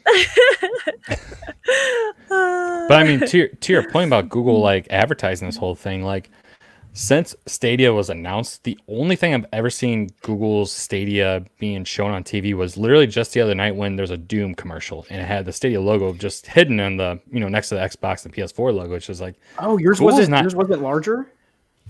What do you mean? Like the logo wasn't bigger on the advertisement? No, it's the same. Huh. No, it wasn't a Google advertisement. It was a Doom advertisement. And no. Yeah, no, that's what I'm saying though. The one that I saw the other day, the Stadia, I was telling everybody that the Stadia logo was actually a little bit bigger on the advertisement. They had minimized the PlayStation and the Xbox, which I thought was crazy. That's funny. I think I have it recorded. I can go check it out. But yeah, I think it was. But either way, like, I haven't seen like a Google specific commercial yet, which is kind of weird. I don't know if you guys have seen anything on TV or just outside of YouTube, but I don't watch TV, so I don't know. Yeah, I don't either. But I've seen a banner on a website that had Google, and they were advertising. I forget what the other game was, but Doom was the big game that they were advertising. And that might have been just pushed out towards you, since obviously you probably have some search terms within your history. Yeah. So I mean, I'm wondering what their general advertising strategy is, if they have any at the moment. So has Google ever really been good at advertising their products though? Not necessarily, but you do see Pixel commercials. You do see the Google Home commercials every now and then. So I mean, they do have commercials out there. So I mean, Chase could probably speak more to this because he's very ingrained to the actual. Yeah, that's all I'm saying. Not saying that they're terrible, but have they ever been like really? That's great at pushing their products. Yeah. So it's weird because their advertising strategy is not. When it comes to just hardware, and Stadia is such a different dynamic just altogether. They have always been of the mentality that we'll put the products out there and the consumer will just go for it because it's a cheaper option and it works. Mm-hmm. They've never really had to sell their product because people kind of just know that it's there and it's around. Gaming platforms, and I've said this before, are a much different animal because you're dealing with a much larger base that already is distrusting of the gaming landscape as it is. They don't trust publishers. They don't trust the console makers. So when you put out a platform that's considered to be the company that takes everyone's information and no one trusts them, even though they still buy the Chromecast, they buy the Google Homes, they buy everything else. It's just the joke like Ford found on road dead, even though someone goes and buys a Ford. Google has to change their mentality when it comes to just this product. This is one of the few products where they can't treat it like they treat all of their other hardware. And they are slowly starting to get there. But I think they had to get to this point first of getting the free service out, and then we'll see a little bit more. Everybody sees you scrolling through Pornhub. You might want to fix that. Wait, go back. That was a good one. No. That was 5 girls, 2 cups. There was two cups too many. We didn't want to see that. Hey, send me that link later, please. 2 cups. Jeremy. 2 cups. Okay, hold on. Hey, Ron Jeremy. I didn't say that. I'm not even drunk yet. I didn't say that. I'm sorry. And you are a mess. Trouble. Look, I was trying to let Chase finish. I was like, "Oh Lord, he about to click on the link." Oh my God. I'm gonna have to start a new channel. Shit. All right, no, don't do it. Oh, Brian, it looks like Bippity Bop just came into the stream and was asking what was the news. I don't know if you want to tackle it. So Bippity, and what's up, Bippity Bop? Yes, MM2K. He's a viewer of your stream typically too, right? Good old Bippity. Absolutely. Absolutely. Yeah, I love Bippity. Big, awesome member of the community. So what happened was that Antonio enlightened us, which happened about 4 days ago, apparently, because we're all just kind of too busy playing video games and not worrying about the real world.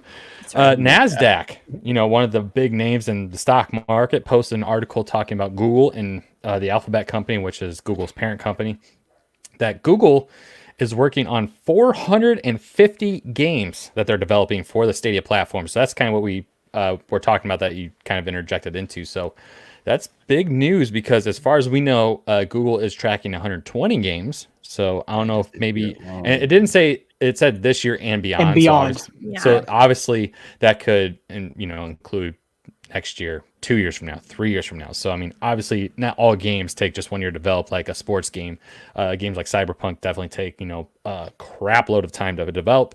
So some of these games are obviously future titles, but it's big news because that means there are more developers working with the platform, more developers that are interested in bringing their games to the platform, and having that kind of number is huge, especially from the kind of source it came from. So it is huge news, and I'm sure Chase is definitely going to be talking about it tomorrow, much more in depth than I just did. That's huge, man. That 450, awesome. I don't necessarily, and Brian made a good point just earlier, that doesn't mean that that's games they're developing themselves. It means it's games that they're planning. They say developing, but I don't think that they're. I don't think that's what they meant to say there. Exactly. They just the stock market doesn't think about games in the same way. Right. They just say developing means it's coming onto the platform. Exactly. Right. But the number is huge because the way that NASDAQ and the Dow Jones and S&P and all that stuff, the way that it works is they generally do 2 to 3 year projections. And the reason they do that is because they're expecting that the liquidity of that company, as far as public shares and everything else, that it's going to go on a rise. It's basically going to make an uptick. And for them to say that, the way that they worded it, and I know we took the article down, but there was some very interesting language in there, and I'll have to go through it tomorrow because my mind is just, I'm kind of just still trying to digest it all. But it was very, store. Yeah. The way that they said it was very much from a perspective of Google is on the increase or on the rise, not that they're on the decline. And what that is going to mean is what? And this is something I want again to stress. I didn't say this before, Brian, but that means more investment into the company, which is massive. You need liquidity, you need money. And that is something that Google probably a year ago didn't think they were going to be sitting at. Like, they didn't think they were going to have 450 games coming to the platform in 2 to 3 years. They probably thought maybe we'll be lucky if we get 200. I'm just being conservative. That means that there is inner workings that are happening. And again, this goes back to me having to shut my mouth when they brought Shannon Studstill on, because golly, that was a massive shot at the bow. So you think Google was very pessimistic in their projections? Yeah, I absolutely do. Yeah, I do. Because when you're the new game in town, and because of, again, they didn't have any stock behind them. I mean, they had, Jack Buser, I think up until Shannon came in, he was probably the biggest name outside of Phil Harrison to me, because of his work on PlayStation Home and everything else. He really had a rapport with the community. More so than Jade, or? I shouldn't have said that. Yeah. So Jade too. Yeah. I would say that's kind of a combo. Yeah. That's a fair shout, Brian. And thank you for correcting me. But once they announced Shannon, you have to understand, she is so revered in the gaming community. Yeah, absolutely. And she is literally, if she's not number one, she's probably number 2 in the world. Like, as far as her standing in game development, that's how much people respect her, appreciate her, and her words are not verbal. It's the game that speaks for itself. That's how she's always been. So when they made that move, I was like, God, Jesus, like, there's got to be some serious shit going on behind the scenes. One, with whatever the incentive package was that they paid her to come on, and 2, they had to show her some serious shit as far as games for her to come on board. She wouldn't have just jumped over here for no reason. Like, she would have had to see a reason to actually come over to Google. So this is not a surprise, but man, that is a massive bit of news. It validates everything. It brings it all into perspective. Absolutely. And then, do you guys have any responses to that? I mean, I think that was really well said, personally. How do you feel about putting Stadia into? Oh yeah, this is a separate thing. But MM broke out broke. I heard it. Yes. Into the local marketplaces. So I asked Charles to respond to that. He hasn't yet, but I'm assuming this has to do with like retail, and I think we've kind of touched on this before. But yeah, I think it's. I mean, right now the marketplace is kind of weird when it comes to locally because of what's going on in the world. But I think it'd be a big faux pas on Google's part if they don't have Stadia controllers within stores. And yes, I do. You know why I think they do that, Brian? I think I touched on this before. I think Google knew earlier on, and it was like a double-edged sword, the hate that they received. It was sad to see because it was just a lot of, I like to call them device warlords, a lot of dedicated device warlords out there that just like, oh, this is going to be a cloud solution. No, this cannot go forward. You know, they went to YouTube and started with that rhetoric. I think when Google saw that, they realized, oh shit, we can't allow this to hit retail, because if this hit retail, guess what happened? It gets tracked by NPD. It gets tracked by this entity. It gets tracked by that. No, everything is going to be freaking in-house. So we can keep those numbers close to the vest, because it looks like that we might not reach certain projections at first until we get past this smog. And again, I think it's smart based upon the hate that they're getting, because I have never seen hate for this platform like I've seen for any gaming platform. And I'm not just, this is my 30 plus years gaming. I've never seen it. So they're keeping things close to the vest. They're stealth releasing stuff. And to me, it kind of makes sense, you know, just because of the climate. He's not wrong. Or they are not wrong. Sorry, I shouldn't have assumed. I don't know. I apologize. Chase, you might have an insight on this. When it came to like Chromebooks launching and Pixels launching, that was immediately released to the public, correct? Like in retail centers like Best Buy, Verizon? No. Or is that Google exclusive, like online? It was Google Store to start, and then they slowly phased it out to retailers. And it's exactly what MM just said. That the reason they do these things is because they're very smart. Like Google always likes to keep numbers close to the vest, because they know that the only way the competition knows what's going on is it's word of mouth. It's not the numbers. It's just, hey, they're working on this. Yeah. Without those actual projections, they put companies like Amazon in the dark. They put companies like Microsoft in the dark. And Amazon has always tried to figure out ways to try to like push the market segment away from Google. And they've never really been successful, with the exception of Alexa. Alexa was the first real like foray into them kind of taking a niche away from Google. You know, with the Dot, what was it? The Echo Dot is the name of it. So that was one of the first times that they really took away from Google as far as infrastructure, dedicated devices. So I brought up a comment here by Bippity. Maybe we'll get that splash damage game this year. We were all wrong about base, which that's not what it's called anymore, by the way. Who knows? They could have been working on it for a minute.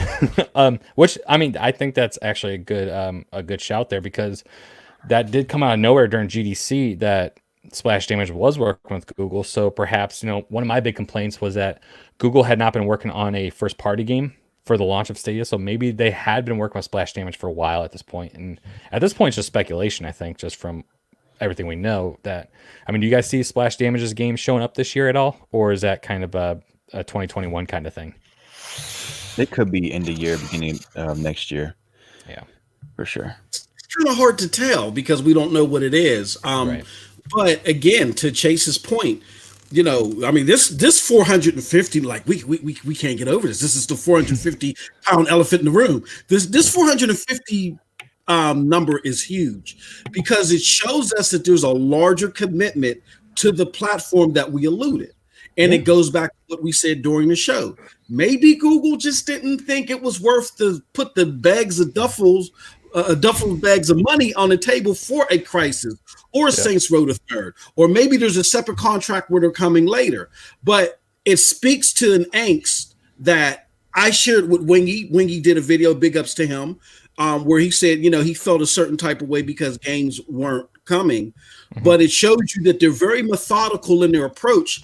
And holy cow, holy shit, excuse me, this is the after hour show. Holy shit, the games are coming. Like if they put the number 450 out there because there was a tally done of committed games. Yeah. They didn't say we're talking to 450 potential. No, these are deals that are signed and delivered and just being developed. So, I mean, and I know games get canceled and stuff like that, but these are things that are in flight that there's already been talks and deals done on. So there is a larger commitment that we even imagine as Stadia, you know, YouTubers and content creators and lovers of the platform. That's big. And one thing, and hopefully, because I know we're getting towards the end here, but one thing I want to just stress again, just this is very important, and I have to make sure I say this again one more time. NASDAQ doesn't just say these things. We're not talking about somebody that's biased. We're not talking about someone that has a stake in the game.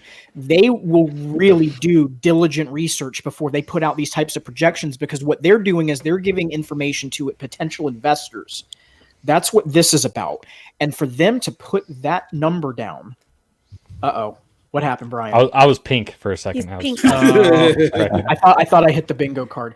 No, you're fine. You're fine. Keep going. For them to put that number down in a financial report, okay, which is basically what that article is, it cannot be understated. Like, it is a huge deal, and I still can't really wrap my head around it, because what this means again is it just validates that there's something more that Google is keeping to the vest that they don't want to tell people. And it makes me wonder, maybe, again, we're going to have to reopen this conversation about Activision Blizzard. I know we put it to the table and to the side, but shit, at this point, we got to bring everything out of the, out back into the forefront here, because if they signed that deal, was it because they are leading towards, is there something in the contract that says we do A, B, and C, you then do D, E, and F? We got to start talking about this stuff now, because this opens that door, folks. We can't now say, if there's 450 games coming to the platform, they have a strategic partnership with Activision Blizzard. That doesn't mean that they're going to then not have a Call of Duty at some point. Yeah, last month I would agree with someone that says, yeah, we're jumping too far ahead. This freaking article, I don't know. I don't think we're jumping ahead now. I don't think we're jumping ahead at all to make that type of an assertion. Oh, my camera went out. Yeah, I'm just being honest, folks. I think we got to start looking a little bit broader now at some things, because this is a massive bit of news, and I'm freaking pissed that I missed it, man, because this is crazy. Antonio, thank you for bringing that to our attention, because Chase is, as much as Chase is actually really talking about this, I really think he's underselling how big of news this actually is in terms of what it really means for the platform. So I mean, obviously that just increases the level of games from 120 to 450. I mean, is there really any game at this point that you would be surprised to show up if that's the case? If they're already working on that many games? Like, would a Call of Duty really surprise you at this point now? No, it doesn't.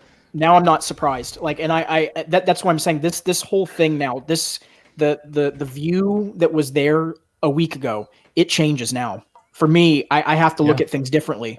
I really do, because we I mean, freaking NASDAQ.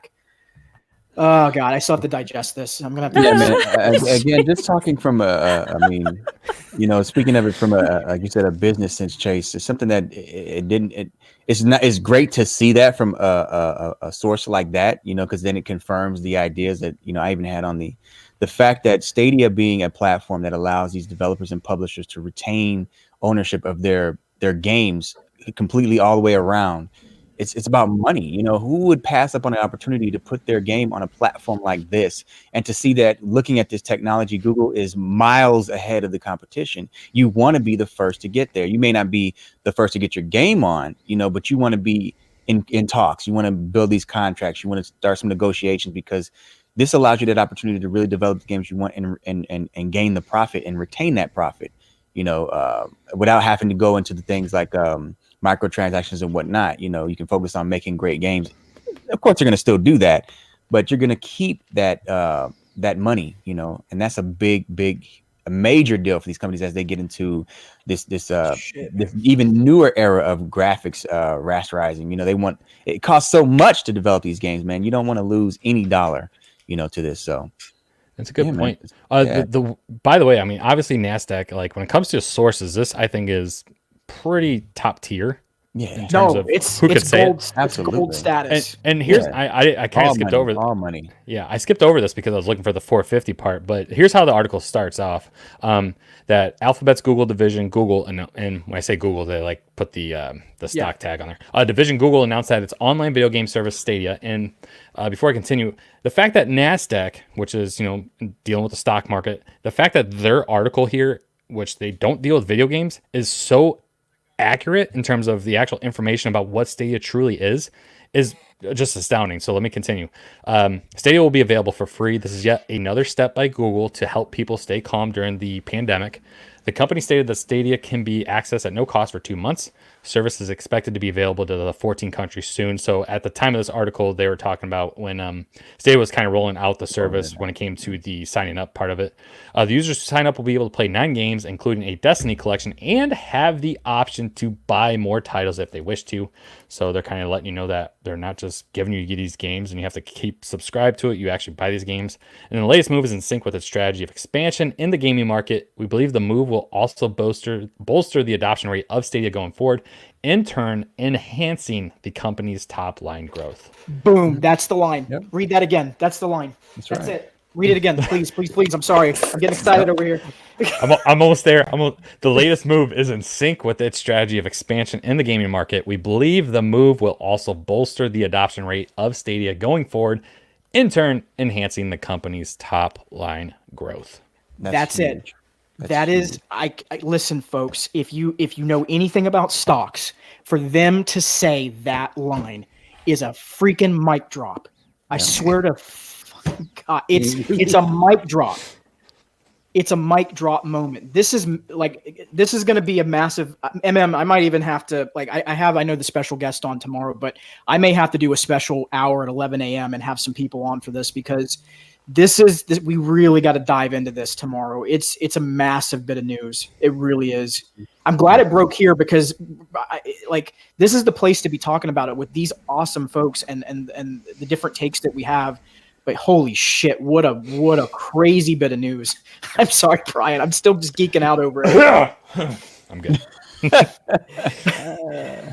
That's awesome. Yeah, man. So we have officially hit the 3-hour mark. I think some of us have some further content to start moving towards. I want to thank everybody for joining us. It's been a blast. If we can keep going for another 6 hours, I would. I know, yeah. These fine folks, some of us have stuff in the morning that we have to attend to, and live streams we have to start. So I will be joining those. Folks, if you join us in the chat, thank you so much for joining us. I would be here regardless if it was just me and the 5 lovely co-hosts I have with me. Eddie has dropped off already, but regardless, these phone folks are just so awesome to talk to. I could just do it all day, but we know you all have things to do. We know the chat has a lot of things to do, but the good thing is the content doesn't stop here, because who's streaming right after this? Meg, you are, right? Me. Germani, were you going tonight? MM? Well, I'll be playing, but You'll again, if Link is streaming, then I'll be there with his stream for sure. There you go. Mm-hmm. I'm gonna go grab me some corn husk, and I'm gonna be, I'm gonna try my best. He already broke the bottle out a minute ago. Oh, Hell yeah. We in the building, man. Absolutely. And then Chase, Saturday morning Stadia Talk. Was someone on with you tomorrow? Yeah, so Levi Stadia Mania. So what I'm going to do is that'll stay the same. So he'll be on from 9 to 11, and I really want to focus on talking with him. But I'm going to do a special hour at 11 a.m. on this, because it needs attention, and we need to talk about this. I'll talk about it at 9 with Levi and get his take. But I may ask some of y'all to stop back over tomorrow, because we got to talk about this, folks. This is a massive bit of news, and I'm done. I know we got to get out of here, but it's massive. It's a big deal. It's a big deal. So we'll let it marinate with all of us. In the meantime, chat, once again, we had quite a few super chats. I want to go over those again, because everyone's support is obviously more than awesome. But I mean, if you're monetarily supporting the stream, first of all, thank you. You don't have to do that. We do this for our enjoyment. We're being selfish here. We just want to do it for ourselves. But at the same time, Joel dropped a $10 super chat to start off the morning. I was sleeping, but he did that. He said he wasn't able to make sure. He wasn't sure if he was going to make the stream today. He did show up earlier, but and then Ray dropped $40 of super stickers. Antonio dropped a 31 super sticker, and not only that, he dropped the information that NASDAQ just dropped on us. So that was probably more valuable, to be honest. And then Ray and Joel also became members of Club Stadia. So you two fine folks will be getting videos that I do early, which is awesome. And then it's also just another way to support the channel, which is more. I mean, you don't have to do it. It's just there if you really want to do it. But I thank you for your support. So again, another great night, another great discussion with you guys. Obviously, we did the first hour and a half of podcast for the folks that listen audio, but this has been the VIP after show, which you can only get if you're here live with us. So Yeah, man. you guys have been awesome. So if you guys have any last words, I mean, I think that will wrap it up. We've been here for way too long. It's It's great. right. Let's do Just this right. again. Let's do this again Yeah. next time. Definitely. We're typically doing this every 2 weeks. So, folks, if you are interested in this awesome collection of people, we do this about every 2 weeks on Friday nights in North America. So, if you're in Europe, I'm sorry, you'll have to watch on delay or stay up really late. But in the meantime, if you guys have anything else, I think that will do it for us. Oh, what's this? Oh, what's Cloud last Zero. minute? Last sneaking in there. Cloud. At the buzzer. Can we just say something real quick to Cloud That's what's again? up. Cloud. Yeah. my Yes, friend, again. Yep. I hope everything. I listen. My I don't know how to say this the right way. My heart, my mind, the positive vibes, thoughts are with you, my friend. And if you need anything, absolutely here for you. So please don't be shy. Reach out to me if you need to talk. I know I messaged you earlier the other day about something else, but if you need to talk, man, just let me know. I want to extend the same invitation, obviously. Absolutely. I'm not a great talker. That's why I have all these fine folks with me, so I can just prop myself up on them. But I mean, if you need just an ear to listen to, and I know a couple weeks ago someone said like everyone's wearing a hat on stream, so I decided to take mine off just because of the love you guys have been giving us. So, oh, Chase is so I ain't doing it. he ain't doing it. Me neither. Oh hell, I'll do it too. See, there you go. All right. Oh my God, you see that live on the Stadia Initiative. MM2K removed his hat. Beautiful. I'm a jackass. Yeah. Cloud, man, like Chase said, we're all here for you. So if you need an ear, we're here. Again, I mean, especially, I mean, It's such a tough conversation. It really is. Yeah, I mean, times.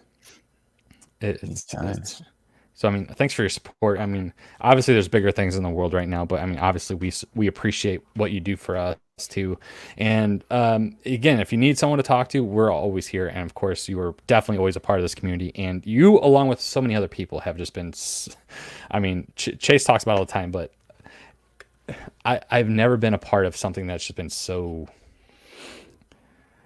inclusive, and the people that are just here, not only the content creators, the community itself, it's just been so inclusive. I can't say enough about it. And I think Man, you're making me tear up, Ryan. God, Jesus. Aw, Chase. But not seriously, you guys do a great job, and the community that we have behind us, I think it motivates me. I know it motivates you guys, obviously. If we're just streaming to 0 people, it can be a deterrent sometimes, but at the same time, we know that we have these people watching us and commenting and sharing our stuff. And I can't count how many times on Twitter I get tagged into some conversation like, this community is great. What you guys are doing is so awesome. And we wouldn't do it without you guys. I mean, let's be honest. I would probably do it, but it'd be a little more boring. But I appreciate everything.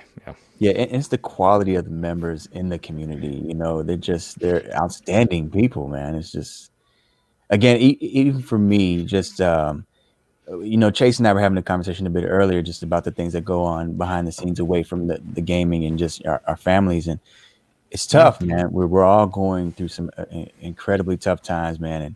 And just like we were talking about with you, Cloud, just getting up sometimes can be tough, and just getting through the day can be tough. And so to have this space where even as a content creator helping you guys, I know personally for me, you guys help me, getting on it and just receiving the kind of the good energy you guys bring. It keeps me pushing every day through this stuff. So I appreciate you guys so much. Really, I mean, Chase, I'm sorry. Awesome. No, it's because I know we're taking a little bit longer.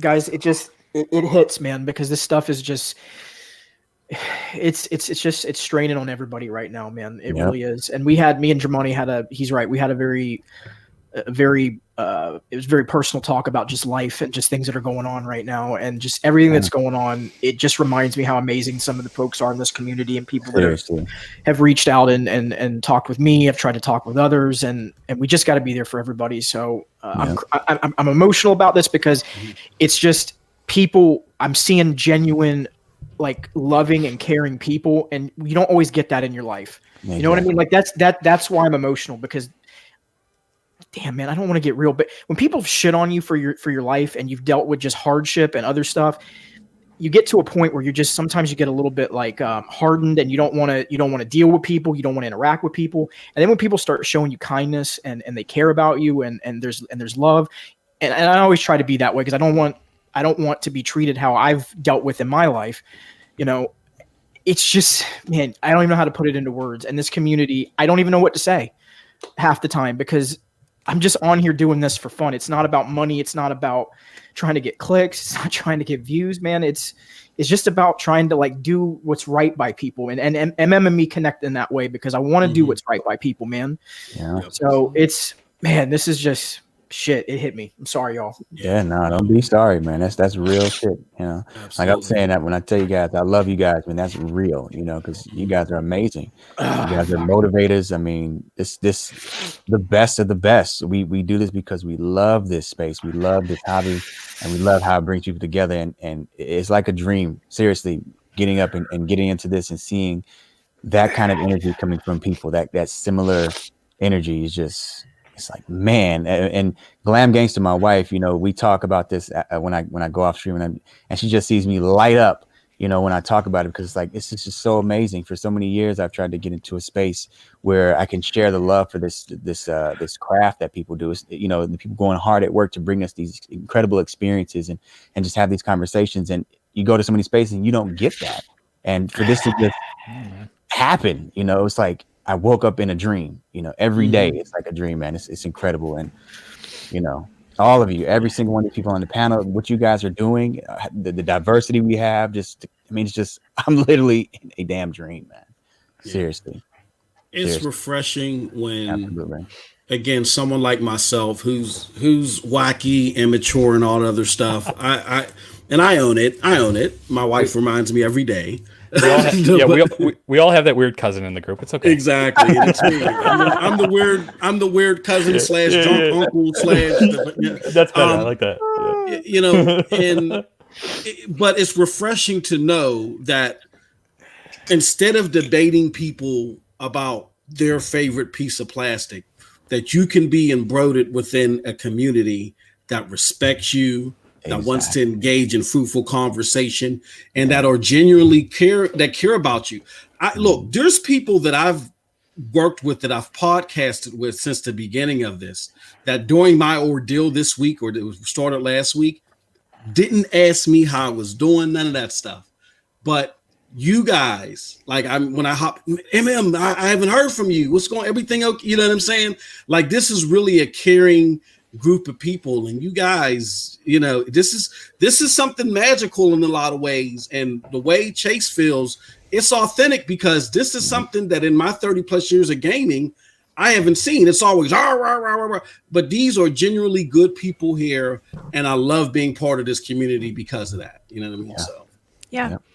It's true. You guys know, at the start of March, I went through a really dramatic and difficult life event with the fire, and I was amazed. Like, the support I got from the Stadia community was, in many ways, like, more than the support I got in other places. That was, and exactly, I was blown away by the support, and I was like new to the community, and it was unreal. It was amazing. And big love for everybody here, and like, in the community and Stadia in general. It's been amazing. It's been wild. It's for sure. Absolutely. I mean, look at your house now. You got the fireplace, you got the grand piano. I think I know it really worked out in my favor in the end. Yeah, actually, I should go put some more wood on the fire. Actually, I mean, this is all authentic, man. This is not. No, this is on the show for you guys. No, and I'm glad you said that. This isn't the fake same shit. house. It's weird. This isn't fake. Brian's visiting, but this isn't fake shit. This is real shit, man. This is real emotions, real people, man. And I think, I want to say this again, and this goes back to, I know we joke around about, our names and the Pope and the Godfather. This is why I try to be really careful about that, because I'm no better than anybody else, man, when it comes to this community. And I'm just a person like y'all, like the people that are in the chat right now, like, we're just like you. The only difference is I guess maybe it's a brave face of being able to be willing to come out and put your face out onto a platform and interact with people. I know Meg says all the time that one of the things that she does with, the beanie is it's like a head hug, it's to help comfort because you're doing something that you're putting yourself out there in front of people. Yeah. We're no different than y'all, man. We bleed the same. We don't all think the same, but we've all had different hardships in our lives. We all are dealing with the same emotions that's going through everyone's minds right now with this. We're human. We're not gods. And I think that's why I'm saying this right now, folks. That's why I'm so humbled, blessed, and just I don't even know how else to say it. I wrote it on Twitter earlier today, but I truly mean it. I'm lucky to even be part of this amazing group of individuals, and it's not lost on me. I see it every single time that I interact with everybody, with the folks that are here, with you all. It just really hits home, and that's why I'm so emotional about this, because it's rare. This is some rare shit, man. You don't see this kind of. Most people are assholes, man. I'm sorry. I'm just saying it. Especially behind the internet, No, but I'm sorry. I'm sorry I said it like that, but I'm just saying, like, out in the real world, there's a lot of people that are just assholes, man. Just straight up assholes. And the people in this community, we have built this thing of respect and caring, and it's just different, man. It's a different environment. And I think that's why we all gravitate to this, whether it's people watching our content or us doing content. We feel like we connect with people, but in a way that you just don't get. Like said, like, nobody asked the man how he's doing. This man, you don't know what the hell's going on at his house. You don't know what he's going through. And for someone that you work with not to ask you, but someone in a virtual community, which fuck, at this point, I don't even think it's a virtual community anymore. It's a freaking community. I feel like it's actual people I know, friends. Yeah. Like, the fact that people aren't asking, damn, man. Like, again, it hits home. That's why, shit, man. I'm getting slang, man. My youth is coming out. I'm sorry, y'all. It's a special community. And again, I didn't say that to attack anybody, but sometimes people get so caught up in the norms of things that they just go with the flow. This community doesn't do that. I don't think people were just generally slight me and like, oh, fuck MM2. But no, because they're in their norms of, well, what's the next piece of plastic hating thing we can do, and this and that, and where's your piece of plastic hate? They don't genuinely say, hey, look, man, what's going on? This isn't something. What's up with you? And that's the first thing. I got people in my DMs. I got people on this panel. It was just it means a lot, and that's why, again, this community is definitely special. So also, shout out to Cloud for joining. Yeah. I want to. What the hell? Hold on. Yeah, Cloud. Jesus, man, we should be joining you because just Chase everyone's put it so damn brilliantly. Like, it's just. I mean, I was watching some of you guys before I rebranded over to Club Stadia, and like, I couldn't imagine I would be like in this kind of like setting with you guys or being in close contact with you guys, and I think you guys all hit it very well in the head with just how. I mean, us creators, we're very close to each other, I think, but we're just as close with each other as we are with some of the members of the community that just watch us or just comments or just follow us on Twitter. And like, I think that's kind of a rare thing. And I think even as if we grow bigger and stuff like that, we're still going to have people like Charles, we're going to have people like Cloud, we're going to have people like Ray that still show up, and people that we're still going to interact with because they're just so vital to us and what we do. And I'm speechless too. Like, it's just, I never would imagine myself in the spot 4 months ago when I started doing this kind of thing more consistently on the Stadia side. So, I mean, I love everything that's happened pretty much since. And I know I've told Chase that, he helped me and Germani kind of get like a little platform to kind of showcase our channels. And I think from there, we both kind of took off in our own different ways. And I appreciate that. And I appreciate MM2K, who was also kind enough to have me on his channel because, and I mean, I've said this publicly before, but I don't know if he's heard it, but like he's absolutely one of my favorite creators to watch because of the heat he just delivers. Like I feel like he's the Nolan Ryan of our community. Like he's firing the fastballs all fucking day. He does it, man. And I love that. And then Meg and Germani, they both just I'm not very good at live streaming games because I typically run out of things to say. So that's why I have you guys doing most of the talking. But you guys do it so damn well, and you both have such different styles. And Meg's hilarious, and then Dramani, he's kind of like an amalgamation of, I think, MM2K and Meg. Like, he does the streaming side of things, and he spits fire all day. I love everything you guys do. And then Eddie, of course, he's not here at the moment, but Eddie is just so damn smart. He is so just he's got his Link. That was nice of you, man. Come on, man. Nice. I'll get to him in a second. I'll get to him in a second. Hey, And then Eddie, he's just so smart. He's just so willing to help everyone else before himself. And his heart is so, like, y'all, you don't understand. You're right. Behind You're the right. scenes. Absolutely. His heart is so big, and I can attest to that. I know Meg can attest to that because I know there was. I know he told me he reached out to you and he shared some things when some of the stuff happened with the fire, but his heart is just big. The guy is just a loving guy. And if you get to know him on a personal level, there's few people in this world that I can say that are damn near close friends as much as Eddie is to me. Like, he is that special of a person. And that's I don't say that about a lot of people, man. And it's not just because we do a show together. I'm serious. He's that special of a person. He's just a crazy guy. You got, Brian, just to back some up, you just got some real ass people, man, here. People that just real, authentic. And you don't get that kind of shit on YouTube everywhere. That's the other thing that I talked about the other day. I did an impromptu where I hate when I go on YouTube and it's just, there's a bunch of bias and other BS behind stuff. And it's just not people being real and not being themselves.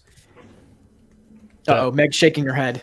You haven't checked it. Did you see Chase, what you haven't happened checked the to chat. Link? That's why. Yeah. Oh, Also, God. Cloud, I'll be there soon, and I miss you, so we got to do something together, Cloud. But Link, what is going on? Hey. Oh my! And Captains, look at this, guys! Oh my god! No. Oh my god! Hashtag trash mob. I see that, but Jesus. So inside baseball right here, like, I'm trying to click up the comments. If you're familiar with StreamYards, Chase would know this for sure. MM2K. I literally clicked the end broadcast button. I was like, fuck. And thankfully it had like a confirmation. It was like, Oh, yeah. oh my! Can you imagine if that happened and then we're like, and goodbye? No. Holy shit, Ray. Ray, guys! Oh my goodness. Guys, chill guys. out. Y'all need to check the side conversation, by the way.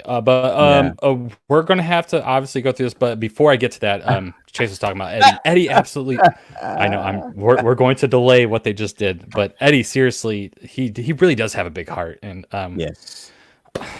I mean, I'll just say this: when the Stadia Super Saturday first happened, I was all over the place trying to get my channel together, and I was I wanted to get a slot so bad, and people wanted me in. I was horrible with Discord. I'm still horrible with Discord, so I was missing all the information and trying to get And Eddie really just was like, "Man, look, I'll help him out, man." And he provided me a slot, and that was so huge to me, and that was that first real sign again of that love that is in this community. There's like literally love at the core of this community, real love, for humanity, that agape love, that you just don't get anywhere, man. And yeah, Eddie's amazing. I feel like if he was doing this actual podcast right now and he had 6 other people, he would just sit there and produce it and let everyone else talk. Like, he really is that kind of person. Like, that's how he is, man. And, much love, man. There's just people that are just cut from a different cloth, and Eddie is he's a unique individual, and I don't know how else to put it into words, man. And I know me and him, we talked the other day about something else, and I don't want to get into that conversation, but we were both in tears on the phone because he's a unique individual. He really is. Listen, y'all, you've got some special people in this community, and that's why I keep trying to remove myself from the chair, because there's so much out there of so many amazing people that if you haven't gone out there and checked out some of the folks that are in our community, guys, get out there, guys and gals, check out some of these folks. Say thank you to them. Say thank you for what you do. You know, some of these people, I said it the other day, some of these people we don't realize that we need that in our lives to just, like MM said, someone just saying thank you or just saying, hey, how are you doing? That shit could go a mile for somebody that was having the worst potential day of their lives that you don't know anything about because they've got a brave face on camera. You know what I mean? Yep. And vice versa. There could be somebody in the chat. You know, I know somebody just said on here, I'm loving this. They may have had the worst possible Friday of their lives, and they needed this in their lives today. They needed people to be authentic. So just, I'm sorry, y'all. And the messed up part is, I think I'd rather pay these people. But like I said, it's not for me. And I know, listen, no knock on any of y'all. I know some of y'all, you are doing it because it's something that you want to consider doing long term. I do this for one reason and one reason only. And I'm only speaking for me. I do it to give back. It's never going to be about money for me. I don't care if I get to 2,000 subscribers. I'm never monetizing my channel. I'm never going to do that. That channel is not designed to make money. It's designed to help people. And you can't help people by taking money from them. Again, that's my mentality. It's a much different mentality than a lot of people have, but it's because what if someone's out there that's on, you know, I'm just giving this as an example real quick, that can't, let's say I did a paywall, all right? If they couldn't pay that $3 or $4 or that $5, I've just locked them out from maybe getting something that helps them. You know what I mean? Like, that's my mentality. That's how I think about things. So that's just me. But again, that's no disrespect to any of y'all, because I know, this is the game streaming and stuff. Like, from a business side of it, I get it, man. It's a multi-million-dollar like effort. There's people making some serious money out there off of this. It could be a job. It could be actual income. I don't want to fault anyone for doing that. You know. Let me run through these because we haven't actually acknowledged them on air.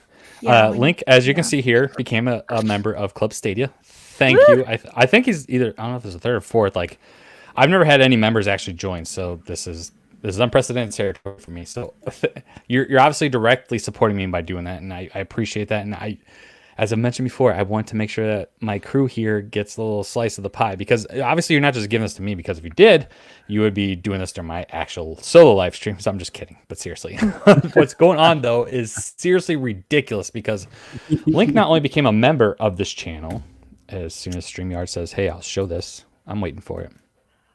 I think this is ridiculous. But okay, you see it. Okay. For me, I can't see it. But anyway, Link has super chatted $100. Wow. Listen, it's not necessary, man. Seriously. Link. That's awesome, man. I don't have words. I'll be honest. I really don't. I don't. But that it just goes back to what we've been saying. Like, this goes back to like people just have big hearts in this community, you know, and they care, and they feel like they feel like they can come here and this is a safe place for them. And I get it, man. I get it. I absolutely get it. Because I've been there.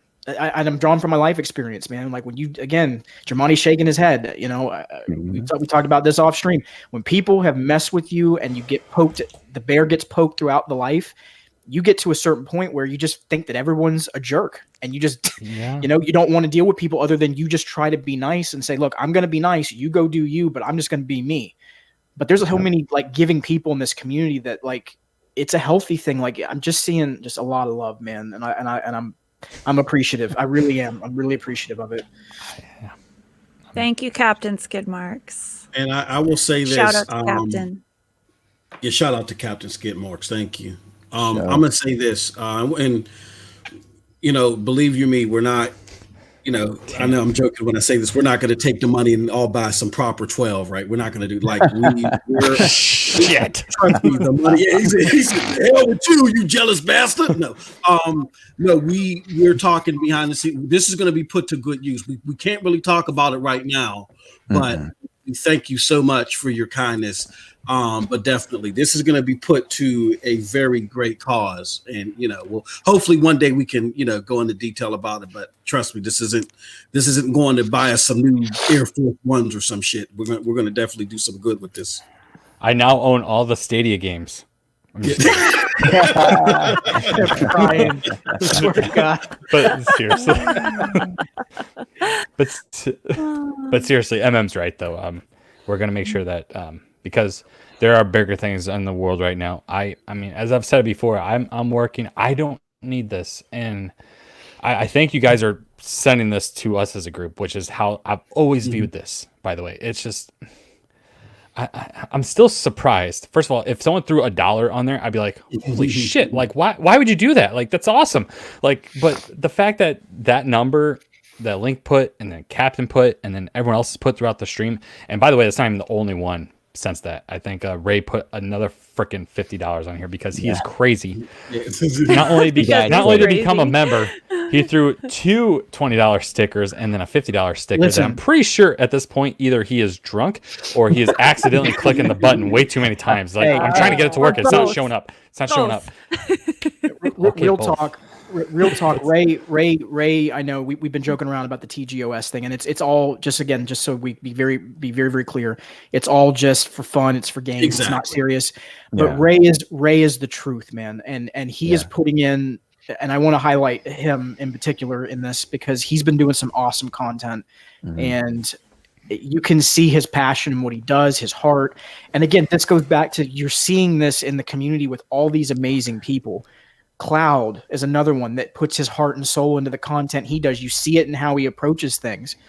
You know, he's one of the first streamers I started watching. I've talked about this before, along with Ashes. And then I came across 6-4 one day. I was like, this man is playing he's playing some Ghost Recon, some Rage. Like, you know, we've just got some really talented folks. I came across Meg's stream and I was like, hey, this is cool. Let me see what's going on here. Like, we just have some amazing people. I'm just kind of throwing a little retro-ness to this. Do you remember how you found them, to be specific? Like, how did you find Germani and Meg? Like, do you remember? So what I like to do, and you've heard me say this before, is I know I push buttons sometimes, but I like to promote and push discourse because I like to learn. Yeah. The reason that I push is not because I'm trying to put someone down. And I have to always kind of like take a step back and go, but please understand that's not what I was doing. What I was trying to do is understand where you're coming from because I want to learn. I want to understand the point of view. That's how I learn. That's how I gather information. And I kind of just popped in Stadia one day, you know, on YouTube, and I was like, let me just go see what other people are talking about. You know, I'm just curious. Again, curiosity, wanting to know, wanting to gain knowledge, wanting to gain understanding. So I came across Cloud's stream, you know, and I kind of popped in and said, hey, you know, I like your content, you know, and that's usually what I say to everybody. I'm like, hey, you know, if I'm digging what I'm seeing and I'm just kind of like, I'm like, yo, I like this. I like the vibe. I like the, you know, so I stopped by Ashes I came across. He was just kind of doing a random live stream. He doesn't really he says this all the time, I don't really do content, but he does do content. Ashes is being modest. And then I came across 6-4, and then I came across Meg. And again, it's just from just doing that kind of research to see, you know, what's out there and to see what else is around. And then it made me realize that, man, this community is much broader than we even realize sometimes, that there's a lot of people out here that are playing this. I just found another channel yesterday where I was like, holy shit, like, where did this come from? And the person that I was watching, I was like, this person was just doing awesome content. And they were literally getting into the nitty gritty about how they had been a PlayStation player. They went to Xbox, came back to PlayStation, and kind of they felt lost in the grand scheme of things. They felt like they just didn't really understand. Like, and that really concerned me when I heard them say it. I was like, you felt lost. Like, why? And then they explained it. They were like, I just feel like there's just I don't fit in with those things. Like, they're great, but the community just been, and that's what they were talking about. It kind of brings it back to what we're talking about here. What's bringing it fresh. Holy shit. What? Okay, guys, we gotta end. We gotta end this now. We gotta end this now. It is getting out of control. Out of control. Yeah. Link, what is Link? I'm gonna start sending you some like. We're gonna start rejecting super chats. That'll be the first time that's happened. I'm gonna start sending you like some tax write-off, like some donation. Some donation links. Does that say 140? Oh my god, $40. This is family. I will say this too, though, but I totally feel you, Link. He says, call it what you want. Call it what you want to call it. I'm an effing Stadia-holic. This is family. It's just love and support from all of you. All Team Stadia. And I totally get that. Like, one of the things that's big for me is, I like to use profanity just to express myself. Do it. Just do it. Just do it. Yeah, he said, you call it what the fuck you want it. You know what I mean? Seriously though, I just, to express myself, the joy that I'm having when I'm having fun. I was raised in a household like that. We didn't curse necessarily just to insult people. We cursed to what do you call it? To put emphasis on how you feel. Righteous indignation, man. Call it what it is. You know what I mean? Yeah. And so, for instance, it was just I had to think about it back because Link hit me up when you guys were streaming, and I was in a stream with We were playing Division, right? And he jumps in, and I'm like, yo, what the fuck? What's up with you, bro? You know what I'm saying? Motherfucker, this, that. And he was just cool. He got me. You know what I mean? There wasn't any, what did you just say to me? He understands my energy. He treats me like a person, a human being, like family. He gets me, he digs me, and I dig him. I like his energy. He's always been really cool. And that's just, again, that same thing with everybody here. I get to relax. I get to let my nuts hang. I just get to do myself, and people are just fucking cool. You know what I'm saying? Okay, and I love guys, that let's about take it this easy, community. okay? Take it easy. I had to do it. I had to call out. He ain't got to deal with 6-0 yet. Chase is hitting that territory where he was last night, brother. You're getting in touch with your family now, Megatron. All right? You got to deal with the crazy cousin. I'm the crazy cousin. All right. But that's what I love. You get to be yourself, whatever, however you are, and that's just how I am. When I embrace you, when I like you, when I fuck with you, you know what I'm saying. When I like you, when I deal with you, I talk crazy to you. You know what I mean. And that's just something I love about this community. I get on, I do my thing, and people just they embrace me, and I love that because that is a huge important part for me. This is my space, Jamani's just on that real talk and that real shit. Yeah. But someone's gonna screen cap that reaction from Meg. I can already see it. Like, hold the fuck up.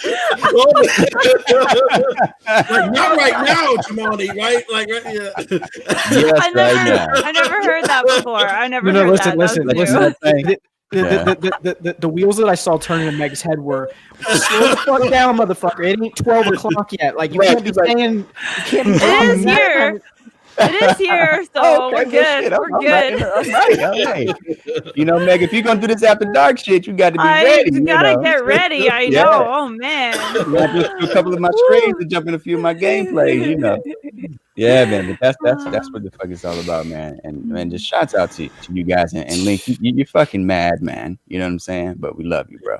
We love you, brother. We love all of y'all, man. We love you. Yeah, Link. Thank you, and Antonio, man. You're right. He said, I knew he was a real, Jamani is, man. He is. This is like everything you're seeing right here, folks. This is authentic. It's real. There ain't no bullshit behind it, man. Yeah, man. Yeah. I still can't get over what Jamani just said. I'm telling you, man, Meg's reaction was priceless. Oh my God. I remember watching. You love this now. Wait till we do that raid. Oh man, this is gonna be a whole other level. I gotta tell my mom not to watch. I would highly advise. That she doesn't. This is the thing. When I get into space, everybody start cursing. You know what I'm saying? I say best shit. Everybody is around me. Very infectious. Yes. Yeah, man. Tell her just listen to the audio version. That will do. Not the after show. I want to shout out to Garrett G Million for also donating to the stream. And then we've already mentioned Link and his, I don't know what the hell. Link, what do you do? Because seriously, you're just, at this point, I don't know what the hell's going on. I really don't. But dude, seriously, this will be going to a very, very. Hey, listen, man, that's a slang term. It is. Yeah. Okay. Does anyone have any last words? I know it's like 35 minutes ago. I'm speechless at this point. We needed Eddie in this moment to play the amazing wind vocals of the Avengers, because at this point, I think that's the only way we can leave. Yeah, man. Oh man. I don't know. We started off with Assemble, which was a very good call sign. Do you guys have a good sign off line? Because I don't think we have a good one yet. You stay classy, Stadia family. Yeah. Nah, that's stealing too much. I like it. Ron Burgundy. Ron Burgundy. You stay classy, San Diego. No, Keep it proper. Fuck you, San Diego. Keep it proper. Proper 12 is indeed good. Seriously though, I speak for all of us here. If you're being like a Link right now, He said I worked the corner. you don't need you don't.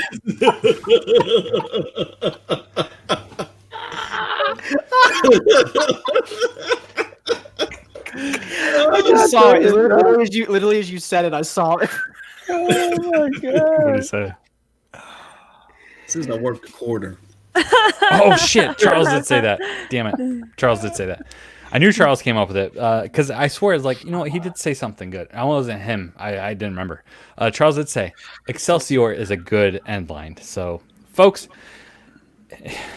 your support has been amazing. Not just from just showing up, but of course some of the people have thrown, have monetarily supported the stream, which you don't need to do, by the way. It's just your presence that we want. We just want to be able to have people to communicate with us, to make us sound we're like not just talking to ourselves and just happen to be streaming it online, even though we would do that, no problem.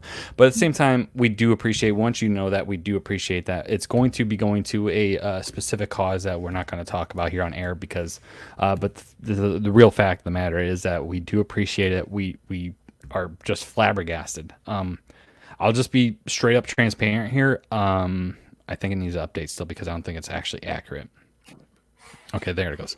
So far, the chat revenue, which is pretty much super chats, is at 383, which I think is, it's fucking insane. I think that's just utterly ridiculous. I think it's insane what you guys are doing for us, and it's going to be going to, I already said it's going to be going to a certain specific aspect of the community that needs to be addressed, and we all know we're not at liberty to say because it's not our place to say it, but at the same token, it's just You donated definitely to something that is worthwhile. Yeah, Believe that. Yeah. Believe This is a blessing in disguise, because we were talking about this earlier, and look what happened. You guys are the greatest, man. So you know what was funny is I just real quick, and I know you all know what I mean by this, but when we were talking about that, I kind of felt I felt lost because it's not something that I know how to like address. Yeah, exactly. And then like this just kind of dropped from the sky, and it's like, wow, this is like, sometimes you put those positive vibes out into the air, and it's like the Stadia community answered. Like they actually answered the call without even realizing. Yeah, they had no idea. Yeah, it's crazy, man. The membership fees that the 4 members that signed up today, those are absolutely going to what we're talking about. We're not going to say publicly what we're actually talking about, but just know that it is. It means a lot. It means a lot. It means so much that we really just I mean, I can't say anything. It's so fucking awesome. Like it's so past the point of like I really don't have anything to say except for just trying to kill airtime here. It's like it's so unbelievable. And when the time is right, well, there's a time, and when the time is right, but but this is amazing, definitely. And you fucking killed it, MM. That's yeah, you're absolutely right. So. Do you guys have any last things to say? I know I've said that like 45 minutes ago, but I really mean it this time. We know that some of you guys have some awesome content to get to, awesome sleep to get to, so you can produce that awesome content. But like, I'm just constantly flabbergasted by the constant support and the outpour of like, you guys really have no idea what you are doing. And I mean that in the best way possible. Like, it's just... I think awesome. We all needed this 45 minutes, man, and we really fucking did. You're right. And no, it's all good. And the same thing happened in a stream, that impromptu that I did. Like we got into some real shit, and sometimes you just got to be real. You just got to be an authentic motherfucker. That's all I'm gonna say. Yeah. Oh hell yeah! All right, Jeremiah, you have any last words before we sign off? I love you guys. All of you. That's it. Jeremiah says he loves you guys. Yeah. LXIV. Find him on YouTube. Chase, last words. Well, Just the peace sign. If you're watching me and you happen to not know who Chase is, I'm really curious to know who that might be. But Stadia Talk is where you'll find Chase. Meg, last words. Peace out. Peace out. I believe she is streaming immediately after this. Yeah, I am. I'm gonna go pretty much get some coffee, get some wine, and then we're going live again. awesome combination. You can find her at Meg Tron X. And then M2K. Yes. My brother, tell me. Hey. Last words. Stadia Super Saturday's coming up. So definitely, be looking out for that. And you guys are just awesome. You guys are awesome, and you proved it today. So, and he's putting that very, very lightly. Mm-hmm. You can find that's saying something when MM is lost for words. I'm serious. That's the truth. Yeah. You can find MM2K on Twitter at MM2K and at Stadia Dosage. He does not just Stadia content; he does a lot of other content, and I think everywhere. I can speak it for everyone that he hits all four corners of the gaming world, and I think he does it very well. And he's very transparent and very truthful to what he says, and I think he is very valuable to not only this group of content creators here, but just community in general. So MM, I want to make sure that you just know that for sure. Thank you. Absolutely. But everyone, I want to thank you so much from the bottom of my heart just for everything you guys have done the last 4 hours. First of all, we've been doing this for almost 4 hours and we still have a shitload of people still here, which surprises me. Maybe I should just put the Stadia Initiative in every single live stream I do and maybe people show up. So. But I want to be real. I want to thank not only the people that are joining me, but the people that joined us throughout the chat, throughout the whole night. If you happen to watch this post haste, that's the wrong word. If you happen to watch this post us recording live, I want to thank you for joining us at this point. And not only that, but obviously staying to this point, because if you watch a pre-recorded video for 3 hours and 45 minutes, you are the true champions. Because I usually watch my own videos back, just kind of make sure maybe I missed something or kind of rework what I do. But even I won't watch this whole thing because I'm not that crazy. So if you happen to be still here after we do this live, you're awesome. But in the meantime, follow these wonderful creators. Meg will be streaming live after this. Join her channel. And then Chase will be live in the morning. Definitely talking about those 450 games? Is that what Antonio said? Is that what NASDAQ said? That's like crazy fucking that NASDAQ article is going to be a topic of conversation, not only I think tomorrow, but my guess is going to be this will be talked about for a couple days. Duncan and Dan need to be writing an article on that now, because I don't think I saw this on the subreddit, and that's usually where you see all these random ass shit. So like, Antonio, good job on finding that, because I think that's freaking phenomenal. From NASDAQ, that's a huge freaking source. So good job on that. In the meantime, I wish you all the best. Stay safe, wash your hands, and have a great night. And we will see you next time we see you. So thank you. Bye, everybody. Peace, y'all.